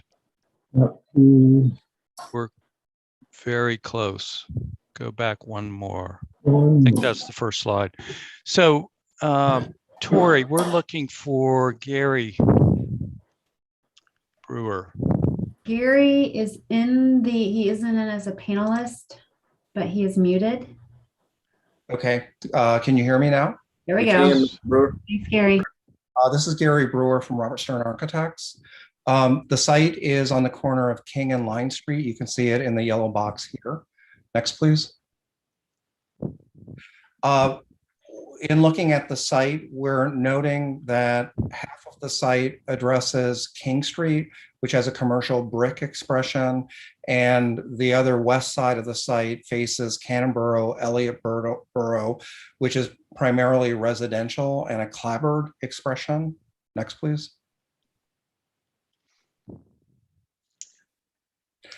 The east side facing King Street, these are examples of some of the commercial buildings that one sees on King Street and their character. You all know them well. Next, please. And then on the west side facing the residential neighborhood, what is primarily clapboard, as we say in the Northeast, or wood siding, and the character of those houses. Next, please. So in looking at the site and the proposed design, we are proposing that the design addresses the character of King Street on the east side, addresses on the west side the residential neighborhood character, and then looking down Line Street from the east looking west, because of the street grid, there's an opportunity for the northeast corner of this building to address that corner and that view. Next, please. These are some of the examples that we looked at in terms of precedents for buildings that have corner expression and buildings that have residential. Can you go back one for a second, please? I do want to note that on Line Street, the length of Line Street from St. Philip to King Street is 370 feet long. On the north side of Line Street, there's 9 existing houses. And on the south side of Line Street, there's 2 existing houses. This building that we call building number 2, its frontage facing Line Street is 99 feet. So if a Charleston single house is 20 to 22 feet wide, the northern side of this site could accommodate 5 of those houses. Building number 3, which will be coming up on the agenda, which is on the corner of Line Street and St. Philip Street, that has building frontage that faces towards Line Street of 83 feet, and it potentially has houses that could fit on that site. So the southern side of Line Street with these 2 projects, 50% of what is being proposed tonight would be new construction. Next, please. Next, please. So, Scott, this is where you talk about the site. Yeah, so you can see the building in the northeast corner. It's bounded by the new alley or courtyard space to the south, which is roughly 28 feet in width. You can see the proposed hardscape and landscape treatment there. To the west of the building, the building will have retail on the first floor, perhaps food and beverage. And so on the western edge of the building, you'll see where proposed outdoor dining could occur, and a row of trees that would occur along the edge to provide some shade and ambiance for that outdoor dining. And then its connection to the motor court that we talked about earlier. Thank you. Next. So these are the proposed plans and being a 4-story building. Next, please. To take you through the elevations, this is the proposed elevation of the building that faces King Street. To the south of it is what we call building number 1, which will be submitted later. Next, please.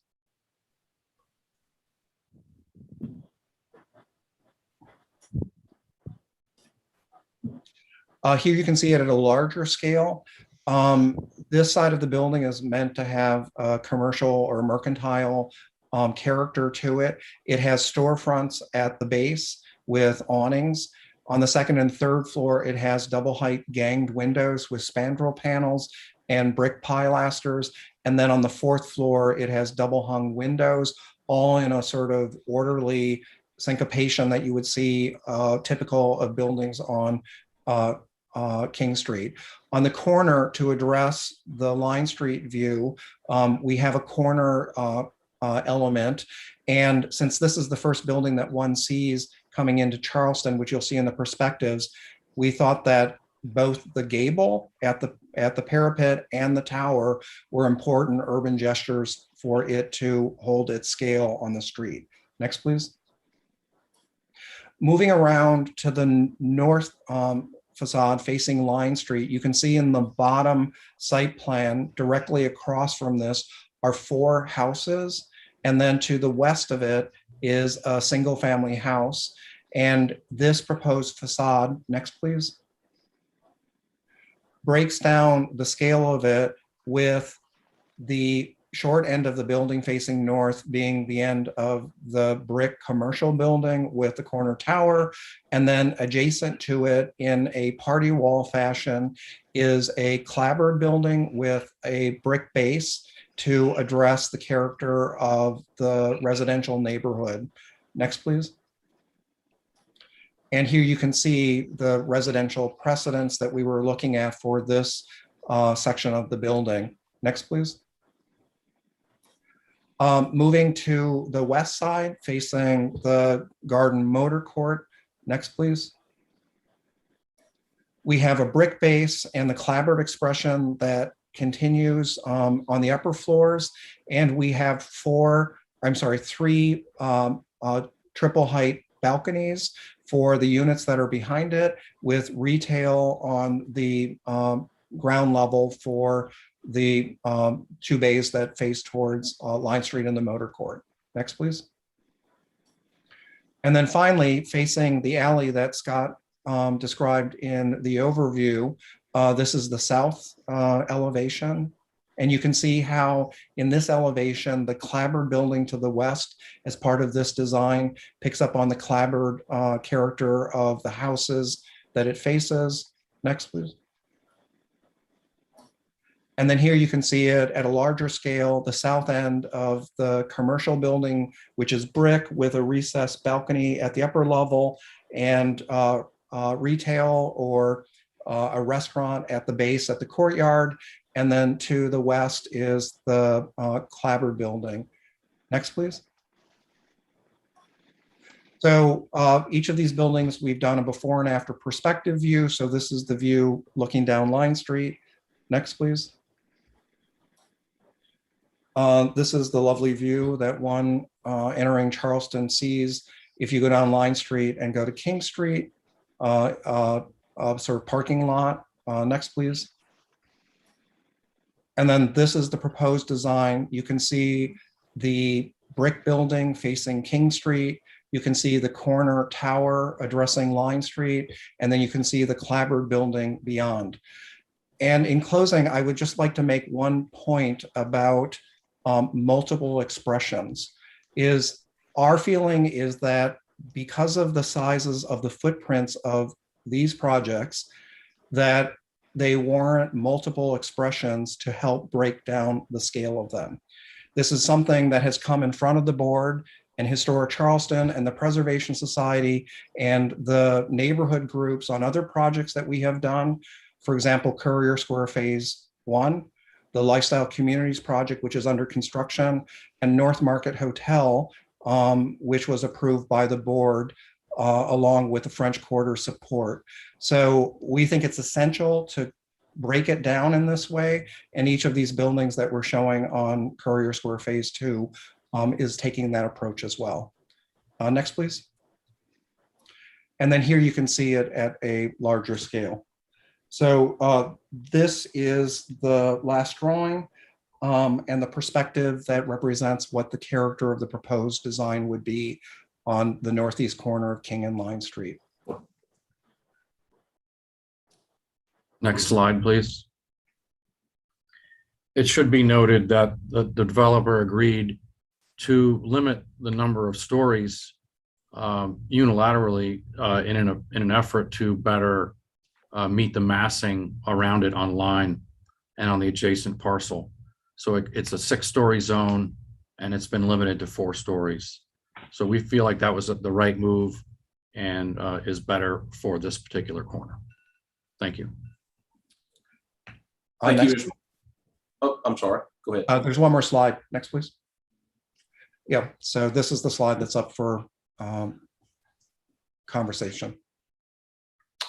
Mr. Brewer, Mr. Gal, thank you very much. You were right on the button in terms of your presentation time. Thank you. Let's see. Do we have any written public comment, Mrs. Parrish, or live public comment at this time? So we have both. Okay. Which one do you want to do first? Let's do written public comment. If my spreadsheet is correct, I believe we have one of those. We actually have 2, Andrew Gold and Jarrett Hodson submitted written comment. I do in fact have those, and so I'll read those into the record. Well, actually, we've decided to abstain from that. Did we get the comment circulated? That's true. I believe the board should have received this yesterday. Okay. I'm just going to go ahead and read them in since we only have 2. One from Mr. Andrew Gould, 21 Catfiddle Street. Speaking on behalf of the Cannon-Borough-Elliott Borough Neighborhood Association, we have been pleased as always with this applicant's engagement with the neighborhood and sincere interest in our feelings about its development. And as always, we were impressed with the elegant design direction and well-considered urbanism. Our neighborhood association voted unanimously to approve the conceptual design as presented at this hearing, and we very much look forward to seeing further refinement and detailing as the process moves forward. Our vote specifically included support for additional height for architectural merit where required. And then a comment from Mr. Jared Hodson, 67 Line Street. I'm the owner of 67 Line Street, Charleston, South Carolina, 29403, sharing the same block as Curry Square Phase 2 development. Submitted for BAR approval this evening. EPI has followed through with me in addressing my concerns of a project of this scale built around my historic property. Similar, Greystar has been very accommodating, inviting me to tour their existing projects, reviewing renderings and physical examples of the material to be built around me. The look is appealing and the quality of work is impressive. In short, both groups demonstrate a commitment to be good neighbors. I'm supportive of this project for those reasons and feel that it is in my property's best interest. If that the BAR approve the submitted plans, I'm confident of their continued engagement with myself along with the other neighbors and look forward to seeing Courier Square take shape. Regards, Jarrett Hodson. And those are the written comments that I have. And it should be noted that those apply to all remaining agenda items 7, 8, and 9. I was going to ask you that, and for the sake of the public record and anyone in the public who may be concerned about it, we will incorporate those written comments and apply them to each of our remaining agenda items. Thank you, Mrs. Parrish. How about live commentary? All right, so I've lined up Ms. Minigan and Mr. Bubler should be ready to go. And then before Aaron goes, I just wanted to let Daniel Atwill and Marion Hawkins, I'll be promoting them next. So Aaron. Thank you. Good evening. Erin Minigan with the Preservation Society of Charleston. The Preservation Society appreciates the applicant reaching out and walking us through this proposal. This is a massive project that will forever change the architectural landscape of this area of the city, and we strongly encourage the board to carefully review and consider its impacts. We agree there needs to be a strong corner building at this location, and brick is the right material choice. The architectural language through the main body of the building on the King Street elevation is positive and includes many good traditional details. However, the gable parapet seems superfluous as it does not relate to anything in particular happening on facade below, and we feel it should be eliminated. Additionally, the roof element over the tower element on the corner is unsuccessful and should be restudied. While the corner is an opportunity for a defining element, the top of the building appears disjointed and devoid of detail, undermining the effort toward a strong corner element. Moving around to the Line Street elevation, we are not opposed to the approach of creating 2 building languages to break up the massing. However, the way the 2 portions meet is currently not believable as reading as 2 buildings. We believe the differentiation between the 2 should be further studied by perhaps raising the cornice height of the brick building to create more separation between the masses, as well as a better reveal between the 2 materials.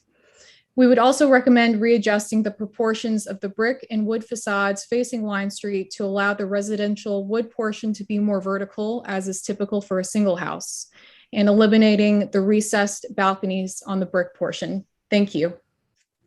Thank you, Ms. Minigan. Mr. Schwebler. Good evening. This is Justin Schwebler of the Historic Charleston Foundation. We would first like to thank the applicants for their consistent communication to Historic Charleston Foundation through their design process. The design lead for this project, Robert A.M. Stern Architects, is well known for producing high-quality buildings throughout the United States and abroad. And we have very high expectations for their work based on their reputation. Therefore, we are disappointed to see the current designs for the 3 buildings that are being presented this evening. Our concerns are focused on their overall massing and architectural direction. The building presented at 649 King has some merit. The King Street facade is finely appointed in brick with corbels, belt courses, and spandrel panels. Pedimented parapet wall and balustrade add some visual interest to King Street elevation, along with the octagonal tower at the corner of King and Line Street. However, the Line Street elevation is not as successful. Like the other 2 buildings presented this evening, this elevation is intended to appear as 2 different structures, with the brick shifting to a clapboard siding reminiscent of a Charleston single house. The professed intent is to be more sympathetic to the neighborhood and 2-story residences along Line Street. We find this to be an unsuccessful approach, as the scale and massing of the building is already far larger than the adjacent 2-story houses. We recommend continuing the brick detailing across the entirety of the Line Street facade. We feel that this will give the building a cohesive appearance that is fitting for an important corner building. If the applicants want the building to truly relate to the architecture and scale of the neighborhood, they should remove a floor as it transitions to the west. We recommend denial of this application based on architectural direction and massing. Thank you. Thank you, Mr. Schwebler.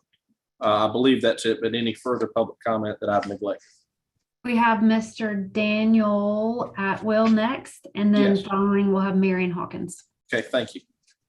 Mr. Atwill, you have the floor.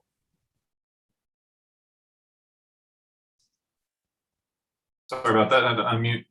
I think I can hold mine till the end, but in general, I'm in favor. I'm the owner of 238 St. Philip Street, which is pretty much right behind this property. I think I'll hold my comment for kind of the overall project in general. Okay, thank you, Mr. Atwill. Ms. Marion Hawkins. Mr. Chairman, fellow board members, my name is Marion Hawkins, president of the Cannon-Borough-Elliottboro Neighborhood Association. I'd like to thank Greystar, EPI, RAMSA, and LS3P for their engagement with the neighborhood throughout this whole process. We have met multiple times throughout the past year and a half for this project. And I will be speaking for all 3 buildings that are on the agenda. We have, as recently as this month, at our last neighborhood meeting, received this presentation, and the neighborhood voted unanimously to support it. We feel like the design, as well as design, is very appropriate. And with all the buildings, the massing, the scale, the articulation, and engagement with the other adjacent buildings is appropriate and elegant. The design team has engaged the adjacent neighbors as well as property owners, and we also feel like the deliberate and appropriate approach of breaking down these buildings into multiple expressions is worthwhile and does engage and reflect Line Street, St. Philip's, as well as King. So overall, we fully support this design. And also we feel like with building number 4, the detailing and the design itself is worthy enough for the small increase of the additional height to warrant architectural merit. So with all that said, we fully support this project, and we would encourage the board to approve the concept. Thank you. Thank you, Mr. Hawkins. I think that concludes public comment on this agenda item. Ms. Parrish, have I missed anything? That does conclude it, but I just wanted to make sure that Mr. Atwill understood that we'll now go to a vote on and board discussion on this particular building. If you wanted to add anything that's well, and maybe I'm getting ahead of myself here, but I thought we were going to city staff comments and recommendations next. Or that, I just wanted to, before we close it up from the public, if you wanted to add anything specific to this building. Yeah, sure. I didn't realize that we could speak on the whole project, actually. And well, with Mr. Atwell, we have 3 separate agenda items regarding Courier Square tonight. If you signed up for all 3 of them, you're more than welcome to speak to each 3 individually for the 2-minute period, or you can speak to the one you care to. I'll speak to all of them right now. All right. I think the most important, and first of all, EPI and Graystar have been extremely helpful and walking all of us through this with them and listening to us. So it's very appreciated and been very neighborly.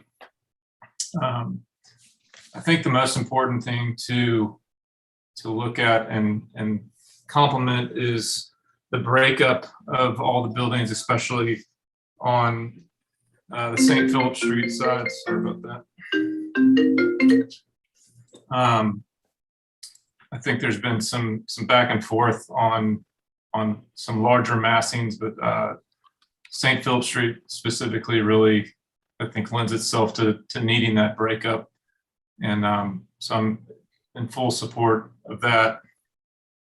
And overall, I'm in full support of everything that they've got going on here. And I expect that there'll be a lot more detail provided, but from what we've seen so far, it's one of the most beautiful projects being put together in the city for a number of years, in my opinion. So I'm in favor.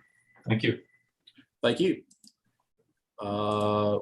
Any further public comment, Mrs. Parrish? I think we have it all now. Okay. We will now move to city staff comments and recommendations. Okay. One staff observation: the proposed presents the fundamental question of multiple expressions versus the greater perceived authenticity of a single expression. A general observation for all 3 of the buildings presented today as part of Courier Square Phase 2 is that Morris Square is a good example of how a single expression may be broken into smaller masses, which blend better with the existing streetscapes and incorporate similar elements from its surroundings. If multiple expressions are deemed appropriate, they should be separated by recessed hyphens, significant planar offsets, or other devices. And we will move on to comments.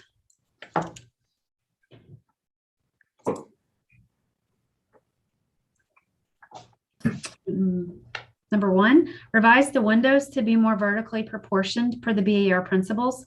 Additionally, confirm window sizes for vertical sizing hierarchy on the elevations. Number 2, study the ability to increase the height of the turret as it appears too low. Number 3, at the King and Line Street expression, which is the eastern expression, the rustication should be limited to the ground level to emphasize the building space. Number 4, at the King Street elevation at the larger storefront expanse, as part of reproportioning the windows, study aligning the vertical storefront framing with the brick portions above. Additionally, consider extending the brick to the ground plane at this location. Number 5, include all shutter hardware and confirm properly sized shutters to fit at the balconies as proposed. And number 6, where the architectural expressions come together, consider adjusting the cornices for a cleaner intersection if the multiple expression language is approved. And then the recommendation is denial for architectural direction and related massing considerations. Thank you, Mr. Parrish. The applicant now has the opportunity to respond in the 5-minute period if they're so inclined. Okay, I will speak for just a minute and I'll let Mr. Brewer chime in on a lot of the details. I have no doubt that Ramza and Gary will be able to meet with the intention of all the historical groups and the city's requirements for meeting the principles. A couple of things that I would like to mention is that with respect to the scale of this corner building, the large amount of space between this building and the other buildings on Line Street on the same side of the block is considerable, and the porches themselves are a great mediator of scale. So I think that any attempt to break the mass down a little bit lower is unnecessary. And all over this city, there are buildings that are very narrow, and their facades, their side facades touch each other with zero space between them. you know how important streetscapes are. And in Charleston specifically, with the single house as a precedent, putting buildings next to one another has been done for several centuries. And I think this is just another attempt to further that. Gary. And I would just add to that 2 comments. Knowing that how buildings meet each other would come up in these conversations.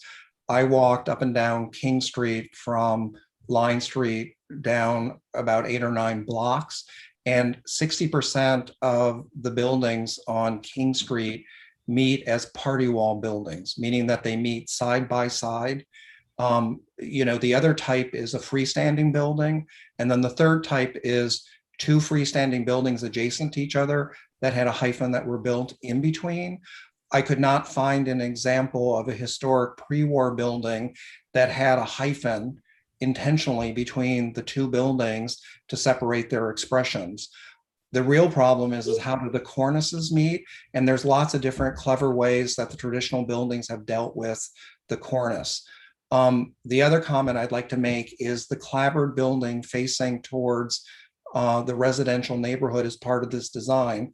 Our concern is if we turned it into a brick building, it would be overwhelming and perhaps oppressive to the clapboard buildings that are at a smaller height and scale. And so we feel that it's important to keep the clapboard as part of the design to respond to the neighborhood context. And having met with Sina a number of times, I think it's fair to say that that was their preference as well. So thank you. That's all the comments that I have. Thank you, Mr. Brewer. We will now move into board comments and potential vote on this agenda item. I have comments, but I will defer to my other board members if people have pressing matters.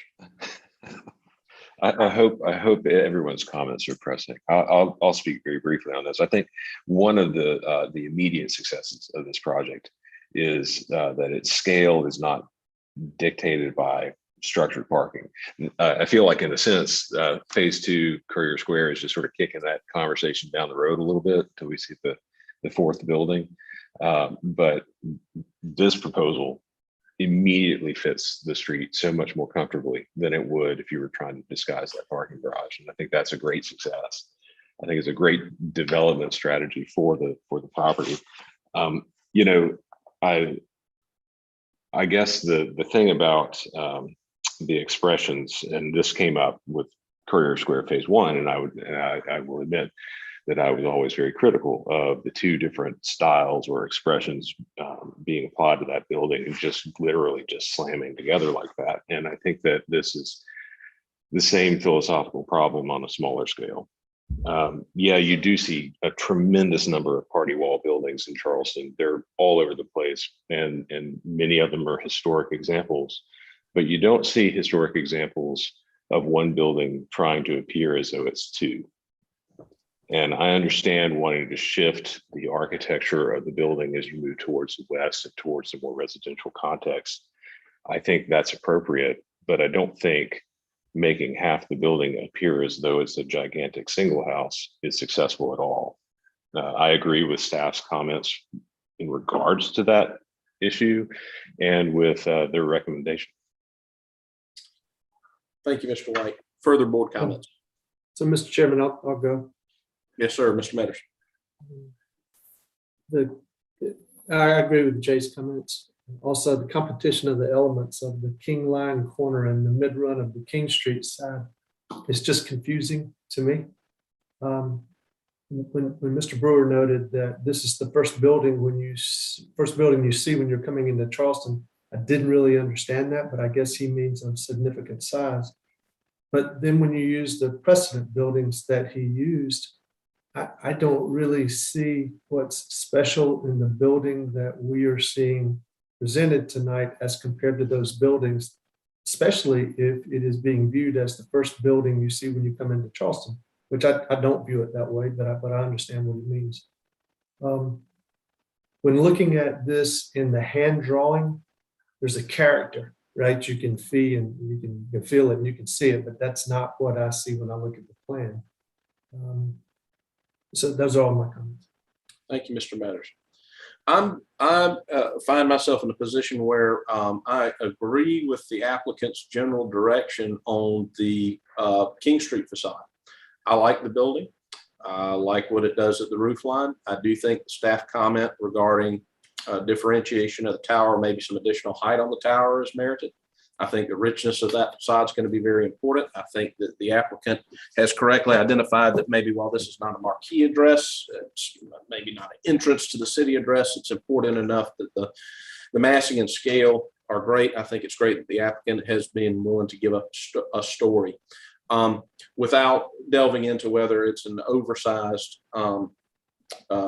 single house on Line Street, what I would say is that although my architect friends are more skilled in the language of what is being expressed here, I think that the applicant's idea to step the building down into the neighborhood or transition into a residential neighborhood full of clapboard homes is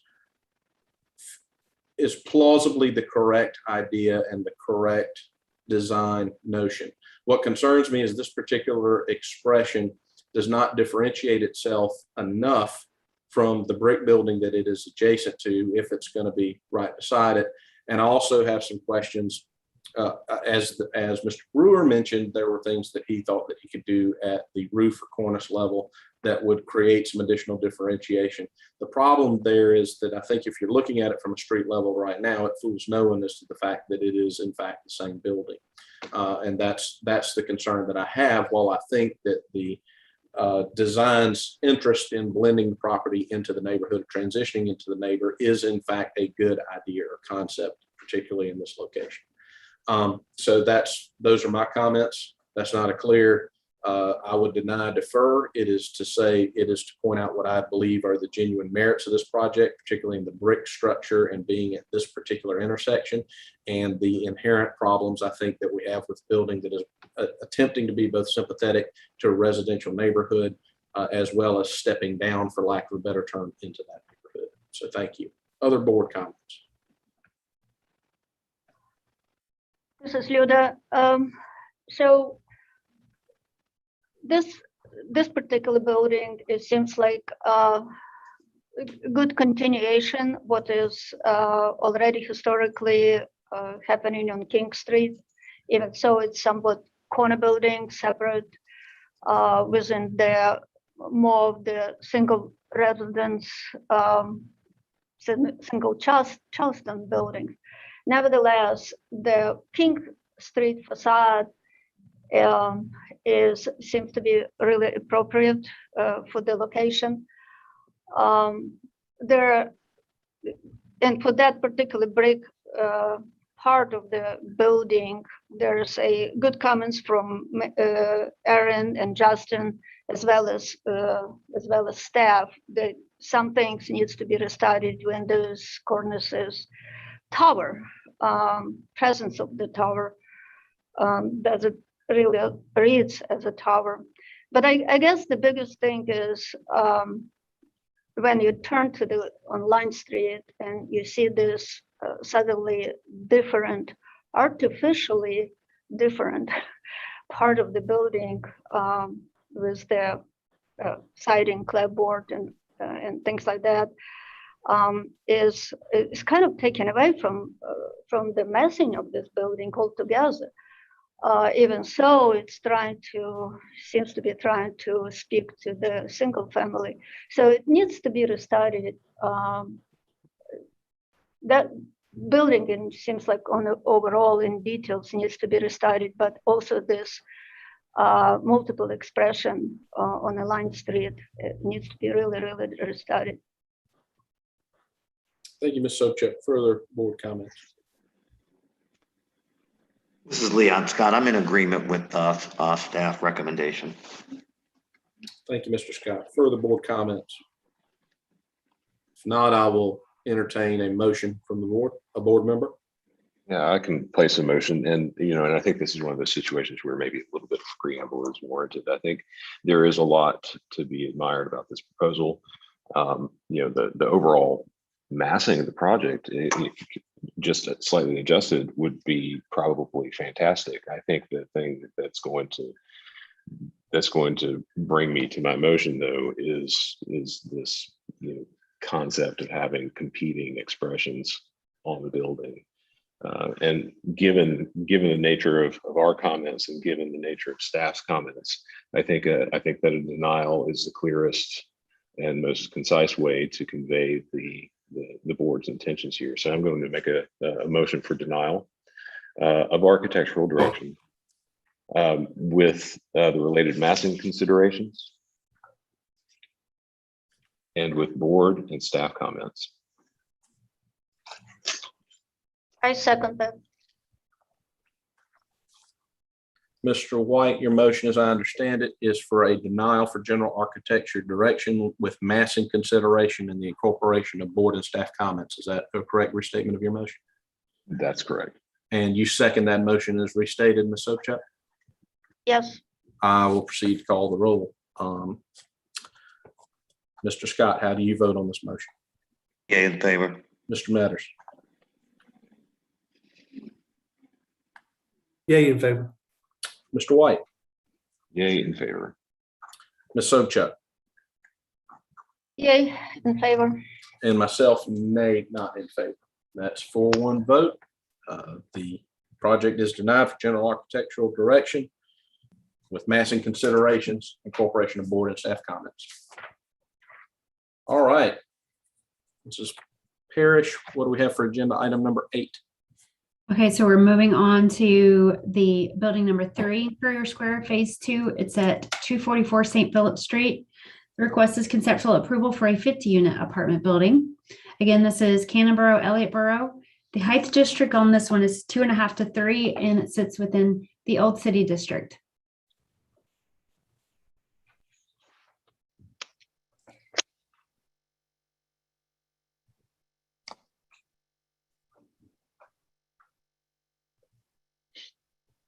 Sorry, a little context for you here. Looking down St. Philip Street.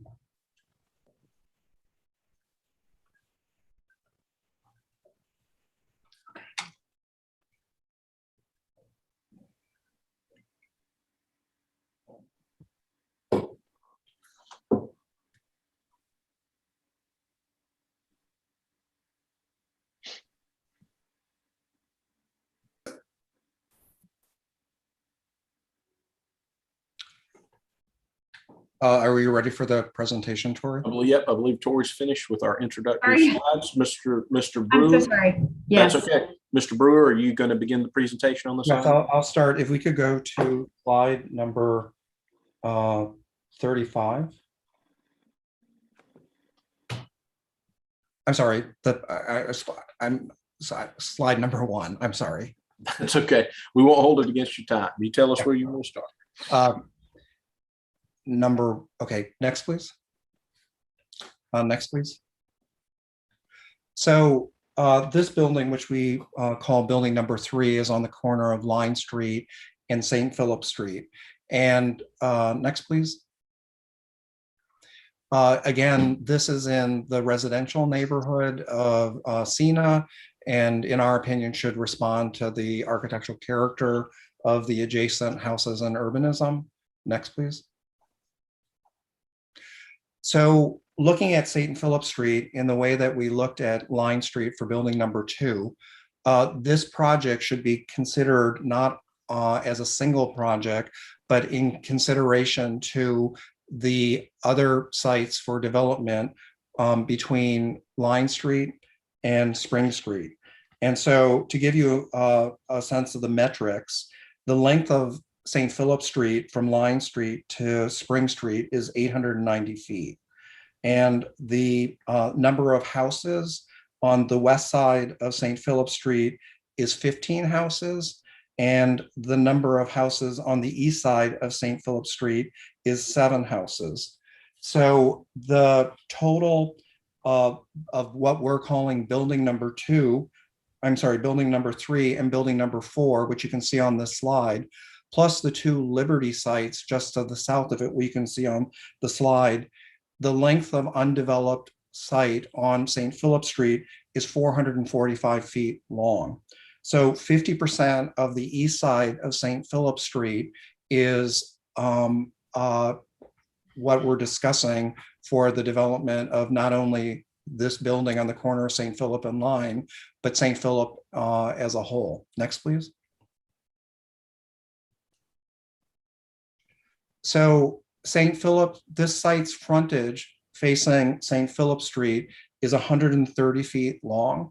So if a typical single house is 22 feet or so, that's approximately 5 or 6 houses could fit on this site. Next, please. So Scott, do you want to talk about the proposed site plan? Yes, so you can see how the proposed building is positioned on the site. So the first thing to note is along St. Philip Street, the building is set back approximately 5 feet from the property line. And what that does is enables us to have some front stoops. The building will be elevated approximately 18 inches above grade. So you'll move up 3 steps to hit a stoop and then come into one of the main entrances to the building, as well as to a couple of the individual units. The 5 feet of setback would be proposed to have a slightly raised knee wall with landscape treatment along that edge. The upper left-hand corner of the building you'll see does not totally address the property line. What we're dealing with there is some site issues, line of sight issues, and so being able to pull the building back slightly helps with that. You'll also notice on the east side of the building, the extension of the north-south alley in that location that provides access to the main building and enabling people to get access to and from where the cars are parked, as well as to King Street. So you can see on this site plan with this proposed footprint that the west elevation that faces towards St. Philip Street, to give you scale, is facing 4 houses.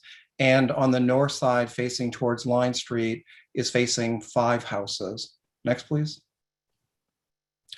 Here are each of the floor plans for the proposed 3-story building. Next, please. So again, we think it's essential to break down the scale of this building, but also to consider it as perhaps a townhouse type. And so you can see on the top right and on the bottom right examples of townhouses in Charleston meeting side by side that have multiple expressions and doorways out to the street. So in the design of this building, so as to fit into the context of the neighborhood and not treat it as a single expression building, we have broken it down into multiple expressions. Next, please. Here you can see it in the overall street elevation on St. Philip Street. Next, please. And here you can see it at a slightly larger scale. So to the south of it, there are 3 houses, and facing Line Street on the corner is the new existing building that you can see to the left. Next, please. So at a slightly larger scale, we've taken the approach where it is treated as if it's 3 buildings at a residential scale and character, connected with hyphens in between. And working with SENA, it was recommended that we try to have more street entries, which is a good thing. So on the right-hand side building, we have an entry into an apartment. In the center building, we have an entry into an apartment. And then in the hyphen between the corner building and the center building, we have the entry into the apartment building as a whole. In the design, we have treated these with flat roofs to help bring down the apparent height in relationship to the 2- and 3-story buildings that you see in the neighborhood. Although we have treated the corner building with a sloped roof to mark the corner as well. It's intentional that each of these buildings has unique window types and materials to express the townhouse character associated with it. Next, please. Moving around to the north side of the site, you can see the proposed building and its relationship in height and scale to the adjacent houses. Next, please. And then again, two expressions here to break down the character of the building with a hyphen that connects them, with the corner building having the gable to pronounce the corner, and then the building that faces adjacent to it and the motor court having a flat parapet roof. Next, please. This is the east facade facing to the landscape motor court. And you can see how breaking down the scale into three separate expressions fits, in our opinion, nicely with the adjacent houses. Next, please. And then at a larger scale, you can see the three separate expressions. You can see the main entry treated with a porch and a gable, and then other building entries as well. But again, three expressions. Next, please. And then finally, the southern elevation that faces the charming small house that has its entry drive facing St. Philip Street. Next, please. And in the right, in the outline, you can see the silhouette of that house with its sloped roof that conceals 2/3 of the facade, with the facade that is exposed picking up on the residential character of the houses on St. Philip Street. Next, please. So perspective showing a view up St. Philip Street north. Next, please. Here is the existing. So in the foreground are two existing houses. At the end of St. Philip Street and Line Street is the new building that was recently built. Next, please. And the proposed design facing St. Philip Street that shows the townhouse expression with three individual looks. Again, the length of that facade could easily fit 5 or 6 houses. So we feel strongly to fit within the urban and the residential environment of this neighborhood that multiple expressions is warranted. Next, please. And here you can see it at a slightly larger scale. You can see the three entries at the street level, and you can see the three separate expressions. I do want to make a note about multiple expressions. In our opinion, there isn't one solution to every architectural problem. There's different ways to approach it. And in our sense, that the multiple expressions is one of those ways to approach it. So our hope would be that there would be diversity in terms of thinking about whether a building would have to have a single expression or a multiple expression. And that in this case, with us as architects, we're proposing that we do a multiple expression building that fits in within the neighborhood. Thank you. That's the end of the presentation for this building. Thank you, Mr. Brewer. We will now proceed to any written public comment on this agenda item. I believe those are already incorporated in the record, are they not, Mrs. Perry? That's right. That was Mr. Gold's and Mr. Hudson's. That's what I thought. Oral live comment. So we have Aaron Minigan and Justin Schwebler, Daniel Atwell, and Marion Hawkins. Okay, we'll call them in that order. Okay. Okay, it sounded like Aaron Minigan was first, so I'll go ahead. Aaron Minigan, Preservation Society of Charleston. Again, the Preservation Society would like to express our appreciation to the applicant for reaching out on this project. While we are generally comfortable with the height and scale of the building, we feel significant restudy is needed to the massing and architectural direction before this project can move forward. This is a case where we feel that the attempt to read as separate buildings is very unsuccessful, and adjustments to the breaking up of the mass and simplification of the design are necessary. Currently, there are nods to too many architectural styles and a proliferation of fenestration types and roof forms, which overcomplicates the building. We feel a more cohesive design approach would be more successful, but with better massing breaks at the street front. Specifically, we feel the massing should be restudied to better address the rhythm of the streetscape by further recessing the hyphen pieces and setting back the footprint to allow for more green space. Also, the building configuration and architectural treatment is very commercial and does not relate to the vernacular character of the surrounding neighborhood. We feel the entries at the shallow hyphens, the wide gable and stepped parapet roofs, and various window types are all very foreign to the context and should be restudied with a more residential treatment. Falsified historic details such as shutters that don't properly fit window openings should also be removed. Since this is a building with such a traditional design direction, details should also be traditionally executed as well. Due to the level of restudy needed, we urge the board to deny the proposal as presented, to allow the applicant to reconsider the design approach, and in particular, the architectural direction and massing. Thank you. Thank you, Ms. Minigan. Mr. Schwebler. Yes, this is Justin Schwebler with Historic Charleston Foundation. Again, we'd like to thank the applicants for their communication with HCF throughout this project's development. We do have serious concerns over the architectural direction and massing over 244 St. Philip. Both of the structures proposed for St. Philip Street are designed to look like several classically styled buildings pressed together along the street. Each building has multiple architectural treatments along the primary facades, which by itself is not always problematic. However, the execution of these jumbled designs is lacking in detail and refinement. The building suffers from too much variation in window size, panels below the windows, transoms, side lights, shutters, and no clear pattern to their application. While the buildings have a hint of classical form, they are lacking in detail or ornament that defines the vernacular classical architecture of our city. The application of fake shutters and clustered windows have no precedent in Charleston, and we expect a higher level of execution for a project of this scale and investment. We also find the material changes are not enough to disguise the massing of such large buildings. More meaningful setbacks in the hyphens of these buildings should be utilized to truly break up the massing along St. Philip Street, or perhaps even these structures should be broken up into multiple buildings. We believe that the general architectural direction for both these buildings on King Street or on St. Philip Street needs to be completely restudied, and we recommend denial of this application based on architectural direction and massing. Thank you. Thank you, Mr. Schwebler.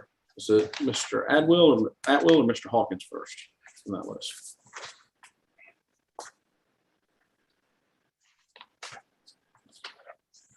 Either one. Okay. Mr. Chairman, Marion Hawkins, President of Canterbury Ellerborough. I'll just emphasize my previous statements on behalf of the neighborhood in support of the project. Thank you. Thank you. This is Daniel Atwill. Thank you, Mr. Chairman. Yes, sir. I am the owner of the two houses that are immediately south of this this part of the development, and I cannot stress enough how much I would like to see multiple expressions and not anything that's turned into one big building. I feel like the effort has been made there. Sounds like you guys want some refinement, but I just want to make sure that we can stay in that direction with the multiple expressions. Thank you. Thank you, sir. Any further public comment? Anybody have missed Ms. Parrish? I don't see anybody. Okay.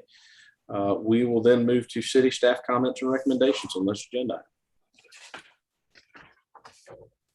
Okay, similar staff observation, we've just shortened it. If multiple expressions are deemed appropriate, they should be separated by recessed hyphens, significant planar offsets, or other devices. And then moving into comments. Number one, consider a singular architectural expression instead of the multiple expressions. Staff appreciates the extensive effort to study and identify the streetscape language, both the massing materials and architectural expressions. However, we believe that the building can be massed within a singular architectural expression and successfully incorporated into the streetscape. Number two, if the multiple expression composition is deemed appropriate, adjust the center expression by reconsidering the arch-topped windows and applying shutters more consistently. Number three, modulate the building with recesses and articulation that respond to the rhythm of Charleston streets. Number four, when and where possible, individual exterior apartment entries are encouraged. Number five, shutters are being used to help develop the multiple expressions. These will always need to be sized to the opening for which they are attached, provided with appropriate hardware and applied consistently within each of the individual expressions. And number 6, some of the parapet profiles, such as the one at the center expression of St. Philip Street, appear a bit unnecessary and tools for the development of the multiple expression. Staff recommendation is denial for architectural direction and related massing considerations. Thank you, Mrs. Parrish. We will now have the opportunity for any response or clarification by the applicant if they so desire. This is Gary Brewer. I just want to make the note that with the idea of the multiple expressions, it would be necessary to have each of the individual buildings have their own window types so that they do appear to be individual buildings, as well as different treatments of parapets and different materials. So we still feel strongly that multiple expressions are worth considering. I do know in many pre-war neighborhoods, perhaps not in Charleston, that there are single expression apartment buildings, but there tends to be one of those in a block with multiple houses nearby. In St. Philip Street, between Line Street and Spring Street, we're talking not just about this building, but we're talking about 2 other buildings, perhaps 3, that have footprints that are 4 or 5 houses wide. And so in our professional experience as architects and urbanists, that it would be detrimental to the character of completing St. Philip Street to have 2 or 3 buildings that have footprints so large with single expressions that, unless somebody can guide me of an example of that in Charleston, I don't think that there is such a thing in Charleston. So we think that treating it as a townhouse type is an important way to address the urbanism of this residential neighborhood. Thank you. Yeah, let me just say one quick thing as well. The precedents that Mr. Brewer assembled here, the Chalmers Street building, the Queen Street building, you know, related to Mr. White's comment on the last agenda item, you know, those buildings actually were built at the same time, but they are expressed differently. They have similar materials, but the architectural detailing and whatnot is different, but they were built at the same time. So there is precedent, Gary, for buildings to be put together with party walls that were developed at one time with different looks. Thank you, Mr. Gow.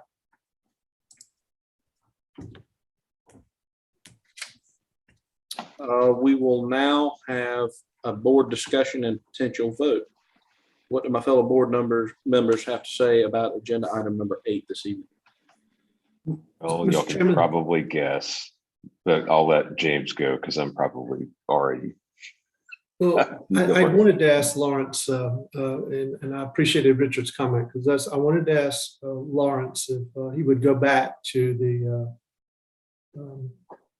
Chalmers Street and Queen Street expressions.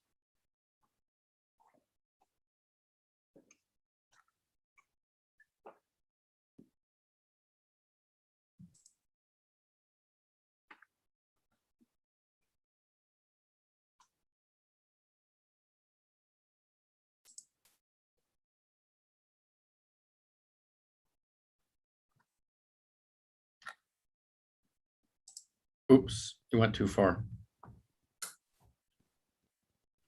3 more, click, click. Ah, there we go. Yeah.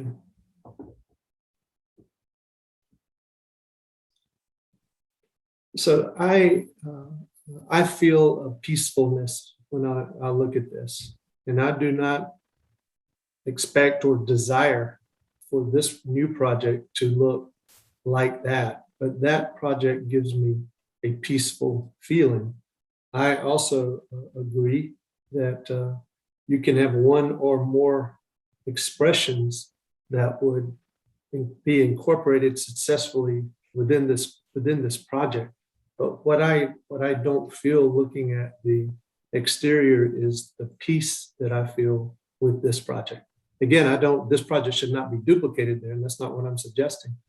But I do see a continuation of window sizes that are the same. Not that they needed to be the same on this project, but I just hear in the presentation that some of these things don't exist, and they simply do exist, and they're in your presentation. So I'm confused by that. But again, I think it's a mistake to replicate this on your project. But I just wanted for clarity to say that I don't understand some of the presentation. That's all I have to say. Thank you, Mr. Metters. Other board member comments? James, I think that's a great point, and you sort of point out something that I was also going to say is that that top right image is there. Those two buildings are damn near identical except for the color, and that's the differentiation. And sometimes that's all you really need. I think one of the things that is causing people a lot of heartburn about this particular proposal is that it is trying way too hard to break down the massing with different architectural languages employed in really haphazard ways. Everything that you see in these images is simple, vernacular, purposeful, functional, and we're not seeing that in this proposal. There are other examples like that charming little row of row houses at some Bull Street that gets overlooked far too often. I mean, every single one of that is the same material, and there's not even a break in plane, but you can read the scale and the vertical proportions of the buildings, and the streetscape is made wonderful because of those buildings. I understand y'all wanting to be sensitive to the streetscape, but this proposal will not improve the streetscape. It just simply won't. I agree with the comments that the preservation community have made about this project, and I agree with staff's recommendation.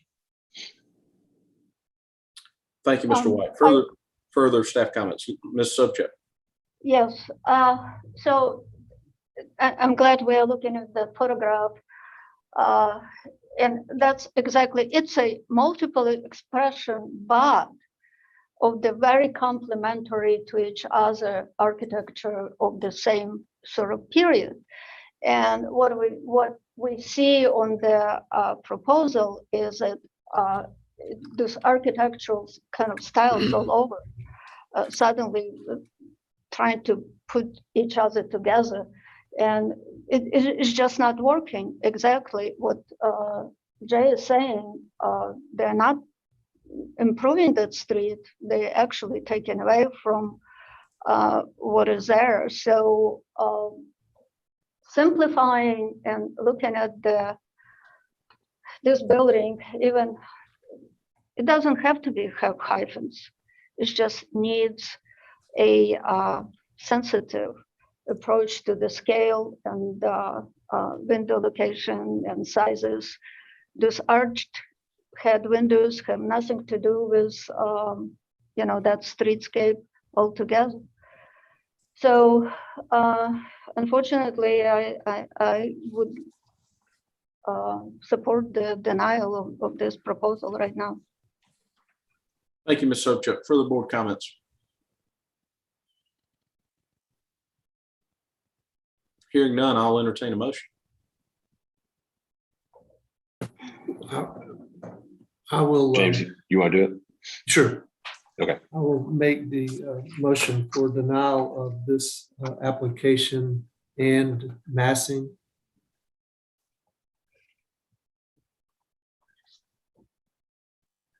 Mr. Metters, let me make sure I understood your motion correctly. It would be for a denial of this application in for the reason of massing, together with board and staff comments. Would you accept those? For the reason of massing and with board and staff comments and massing. Yeah.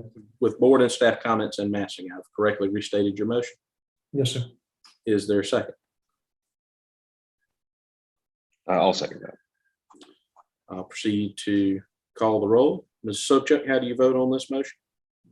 Yay in favor. Mr. Scott? Yay in favor. Mr. Metters? Yay in favor. Mr. White? Yay in favor. And myself, yay in favor. Mrs. Parrish, what do we have for what I believe is our final agenda item this evening? That's correct. The final agenda item is 244 St. Philip. I'm sorry, it's 230 St. Philip Street. This is building 4 of the Courier Square Phase 2, Cannon-Borough, Elliott Borough, Heights District 2.5 to 3, Old City District. And it's the conceptual approval request for a 28-unit apartment building. You're probably familiar with the context again, but this is on the west side of the red box there on St. Philip.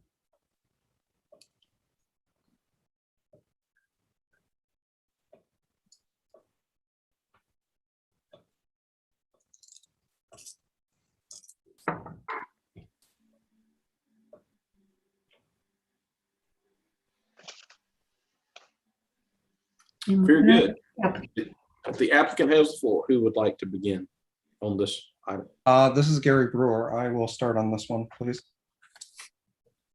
Next, please.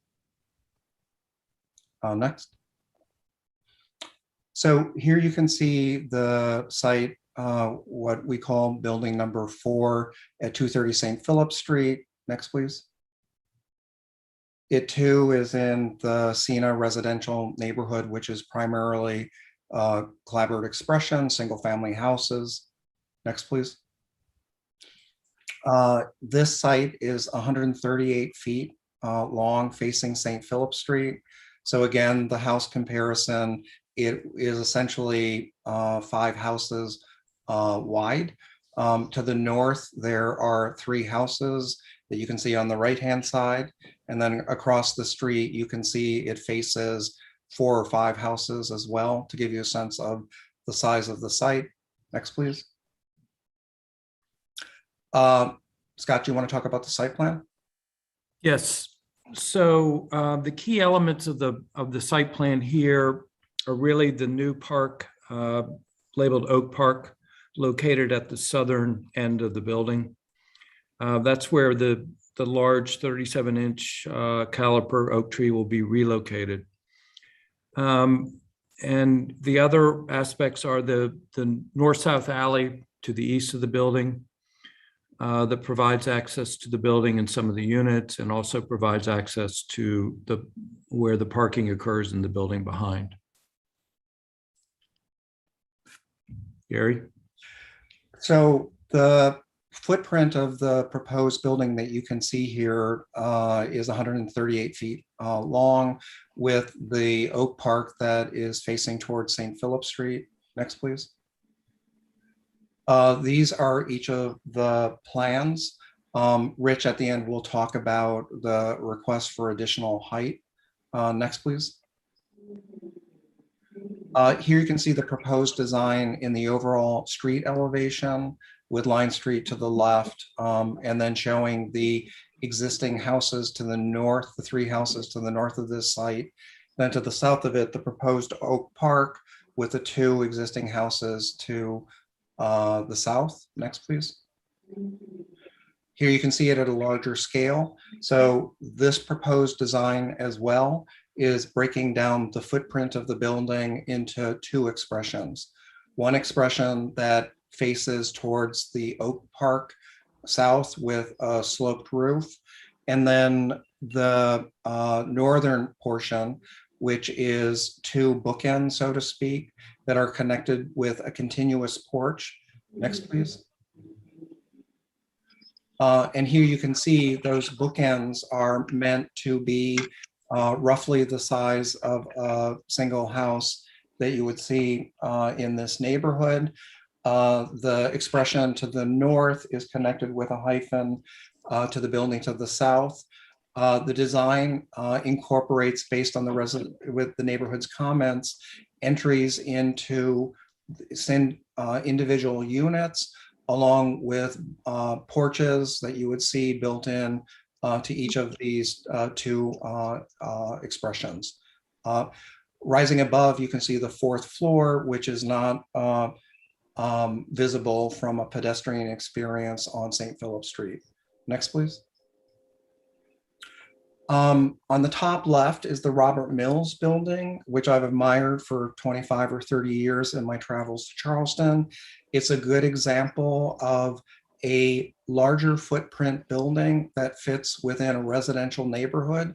But again, even the size of this footprint in comparison to this building site, building number 3 site that we just reviewed, it is smaller than the sites that we're proposing or that we're looking at. And then on the bottom left is an example of, in South Carolina, a porch that's filled in with shutters. And then on the bottom right-hand side are simple single houses and their traditional detailing.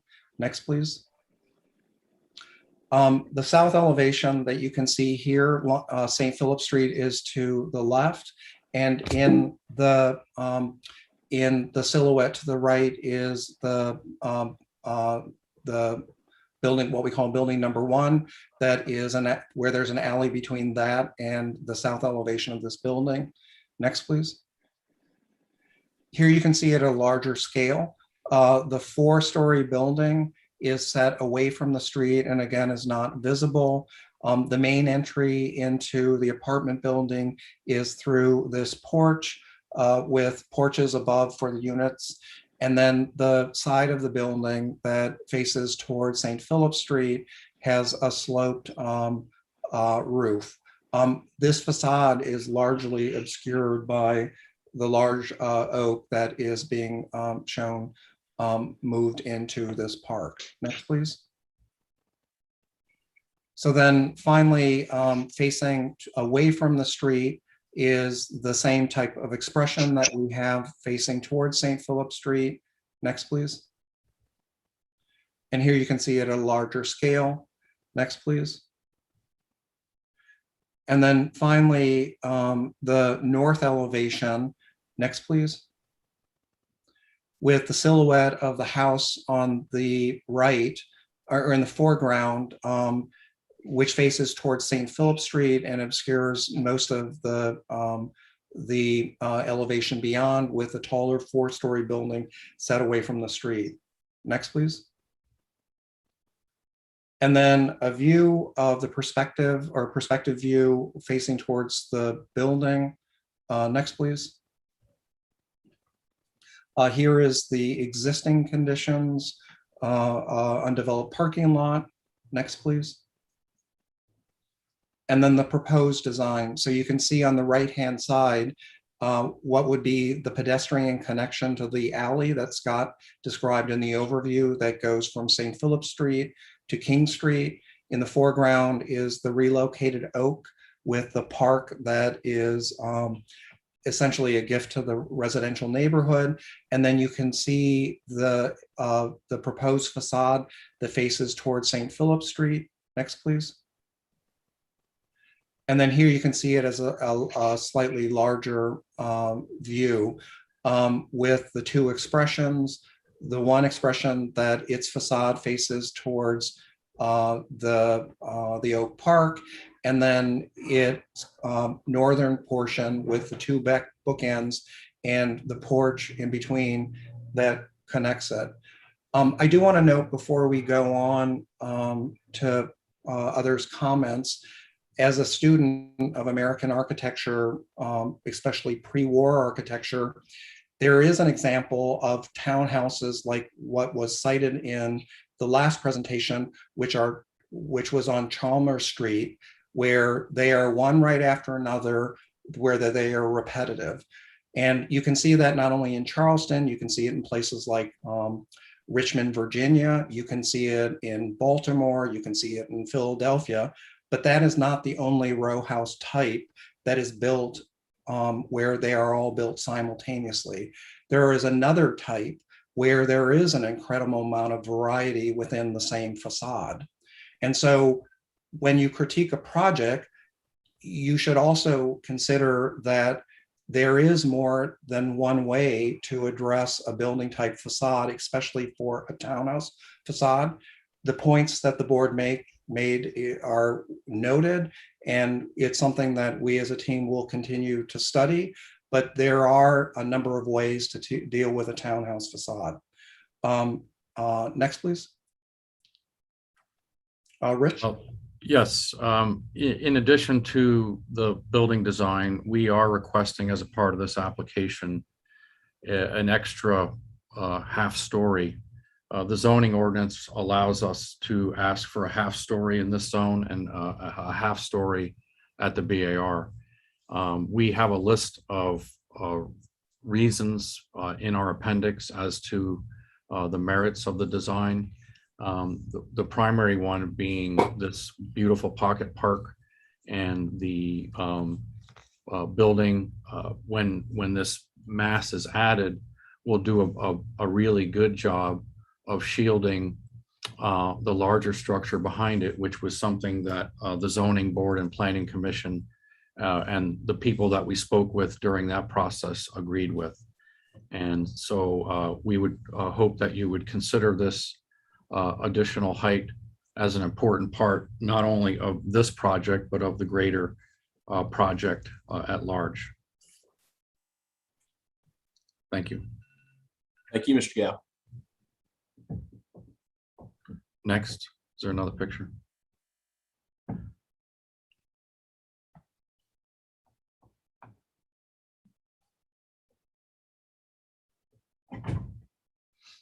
All right, very good. We will have any public comment on this item. We have incorporated written public comment into the record. Do we still have any live public speakers, Ms. Parrish? We do. We still have Aaron Minigan, Justin Schwebler, Marion Hawkins, and I'm not seeing Daniel. Okay, well, if Mr. Atwell reappears, he can have his opportunity, but we'll take Ms. Minigan, Mr. Schwebler, and Mr. Hawkins in that order. All right, thank you. Good evening. Erin Minigan with Preservation Society of Charleston. Again, the Preservation Society would like to express our appreciation to the applicant for reaching out to us on this project. Our comments for this building are similar to that of Building 3 in that we feel significant restudy is needed to the massing and architectural direction before this project can move forward. The current design is being driven by the interior program, and we feel a greater effort should be made to respond to the patterns of the sensitive historic residential setting. Given the back portion of the building is taller with an additional half story, we feel the massing of the front portion should be better broken up to respond to the rhythm and scale of the streetscape. Also, like Building 3, we feel the architectural treatments are too commercial, including the parapets, ganged windows, and entries, and the design needs to be revisited to be more residential in character. We also feel there are too many architectural expressions and features grouped together on the building, and the design should be simplified. Given its size and orientation, we would prefer to see a more unified design approach, but with better massing breaks at the street front. We would also specifically mention that we find the facade composition with two opposing piazzas with falsely infilled piazza bays to be unsuccessful and would not recommend this feature be pursued. Our comments pertaining to the need for traditionally executed details apply to this building as well. Again, due to the level of restudy needed, we urge the board to deny the proposal as presented to allow the applicant to reconsider the design approach, and in particular, the architectural direction and the massing. Thank you. Thank you, Ms. Minigan. I believe we have Mr. Schwebler. This is Justin Schwebler with Historic Charleston Foundation. Again, we find this building to be lacking in detail or ornament, especially for its classical form. The false infilled porches on the northern portion of the St. Philip's facade should be removed. While infilling some piazzas was done historically, it is specifically prohibited by the BAR guidelines today, and replicating a detail that is prohibited in the contemporary guidelines should not be considered. The use of paired windows and half-width shutters should also be removed. We also have concerns with the number of windows on the north side of this building. There are 17 windows that face the piazza of the single house to the north side. Again, we feel that the hyphen portion of this building should have a more significant setback, or even that the buildings could be separated into two different structures by truly breaking up their massing. We again recommend denial of this application based on architectural direction and massing. Thank you. Thank you, Mr. Schwebler. Mr. Hawkins. Mr. Chairman, fellow board members, Marion Hawkins with the president of the Canberra-Ellerboro Neighborhood Association. Again, I'll echo my previous comments. The neighborhood is fully in support of the design and the project. You know, one thing I would add is obviously these are initial concepts and will be refined by the team. But you know, these three buildings really the massing they've made a great stride in breaking up the mass as opposed to having three large buildings, and the expressions I think is warranted. But also I would ask the board to take into context how the development team as well as the owners have in separately and in a complementary way benefited the neighborhood and the city with these great pedestrian spaces, and with the breakup of these masses into separate expressions. But they also are giving to the neighborhood and to the city an incredible pedestrian alleys and spaces, courtyards and green spaces that will add so much to our neighborhood and to the King Street, Line Street and St. Phillips. We do support the extra height for architectural merit. And again, we would encourage the board, we would encourage the board to approve, and we fully support this project. Thank you. Thank you, Mr. Hawkins. Does that cover everyone? Did Mr. Atwill come back? I have not seen Mr. Atwell back. Okay, I believe that concludes live public comments there. Let's see. We will proceed to city staff comments and recommendations on agenda item number 9. Ms. Parrish. All right. I'll start with the observation. It does reflect the previous observation. If multiple expressions are deemed appropriate, they should be separated by recessed hyphens, significant planar offsets, or other devices. And then I just want to say on the staff comments that number 5 is being withdrawn. That was my mistake. Got a little crazy with the copy and paste there. Number 1, consider a singular architectural expression instead of the multiple expressions. Staff appreciates the extensive effort to study and identify the streetscape language, both in massing, materials, and architectural expressions. However, we believe that the building can be massed within a singular architectural expression and successfully incorporated into the streetscape. Number 2, modulate the building with recesses and articulation that respond to the rhythm of Charleston streets. Number 3, when and where possible, individual exterior apartment entries are encouraged. And number 4, shutters are being used to help develop the multiple expressions. These will always need to be sized to the opening for which they are attached, provided with appropriate hardware, and applied consistently within any of the individual expressions. And the recommendation is denial for architectural direction and related massing considerations. Thank you, Ms. Parrish. The applicant has an opportunity to respond. Yes, thank you, Mr. Chairman. At this time, the developer and the design team would like to withdraw this application. We've heard what you've said loud and clear, and there's no reason to pursue what is a known end. So thank you for all of your comments. We will regroup and move this development forward with all of the comments and attention that you have given us, and appreciate your time and understanding. Well, thank you, Mr. Gow. I note that it is not an enjoyable experience to hear criticism and have issues as denial. I want to reiterate what I said earlier, even though this item is withdrawn, that I do believe that the developer and the designer are trying to be sympathetic to the surrounding neighborhood. And I also want to state that I hear that loud and clear from the public comments. So even though the item's withdrawn, and even though the city staff noted a number of areas of concern, I do think it is worth noting that you have tried to work with the neighborhood and be sympathetic to the neighborhood. And I will leave it at that, even though the item is withdrawn. So thank you. And this is Gary Brewer. Can I just make one comment? Is we have heard the comments that everybody has made, and we understand the process in Charleston is to have each of the groups comment on the design. And so as Rich just pointed out, our effort along with LS3P and the developer would be to hear the comments that that came up this evening, and to try to look at the design of each of these individual buildings and to try to figure out how we could incorporate the design comments to improve the buildings. We still feel strongly that the basic issue for these three buildings, and in fact, most of the new buildings in Charleston, is how big the footprint sizes are in relationship to the smaller footprint buildings that you see in Charleston.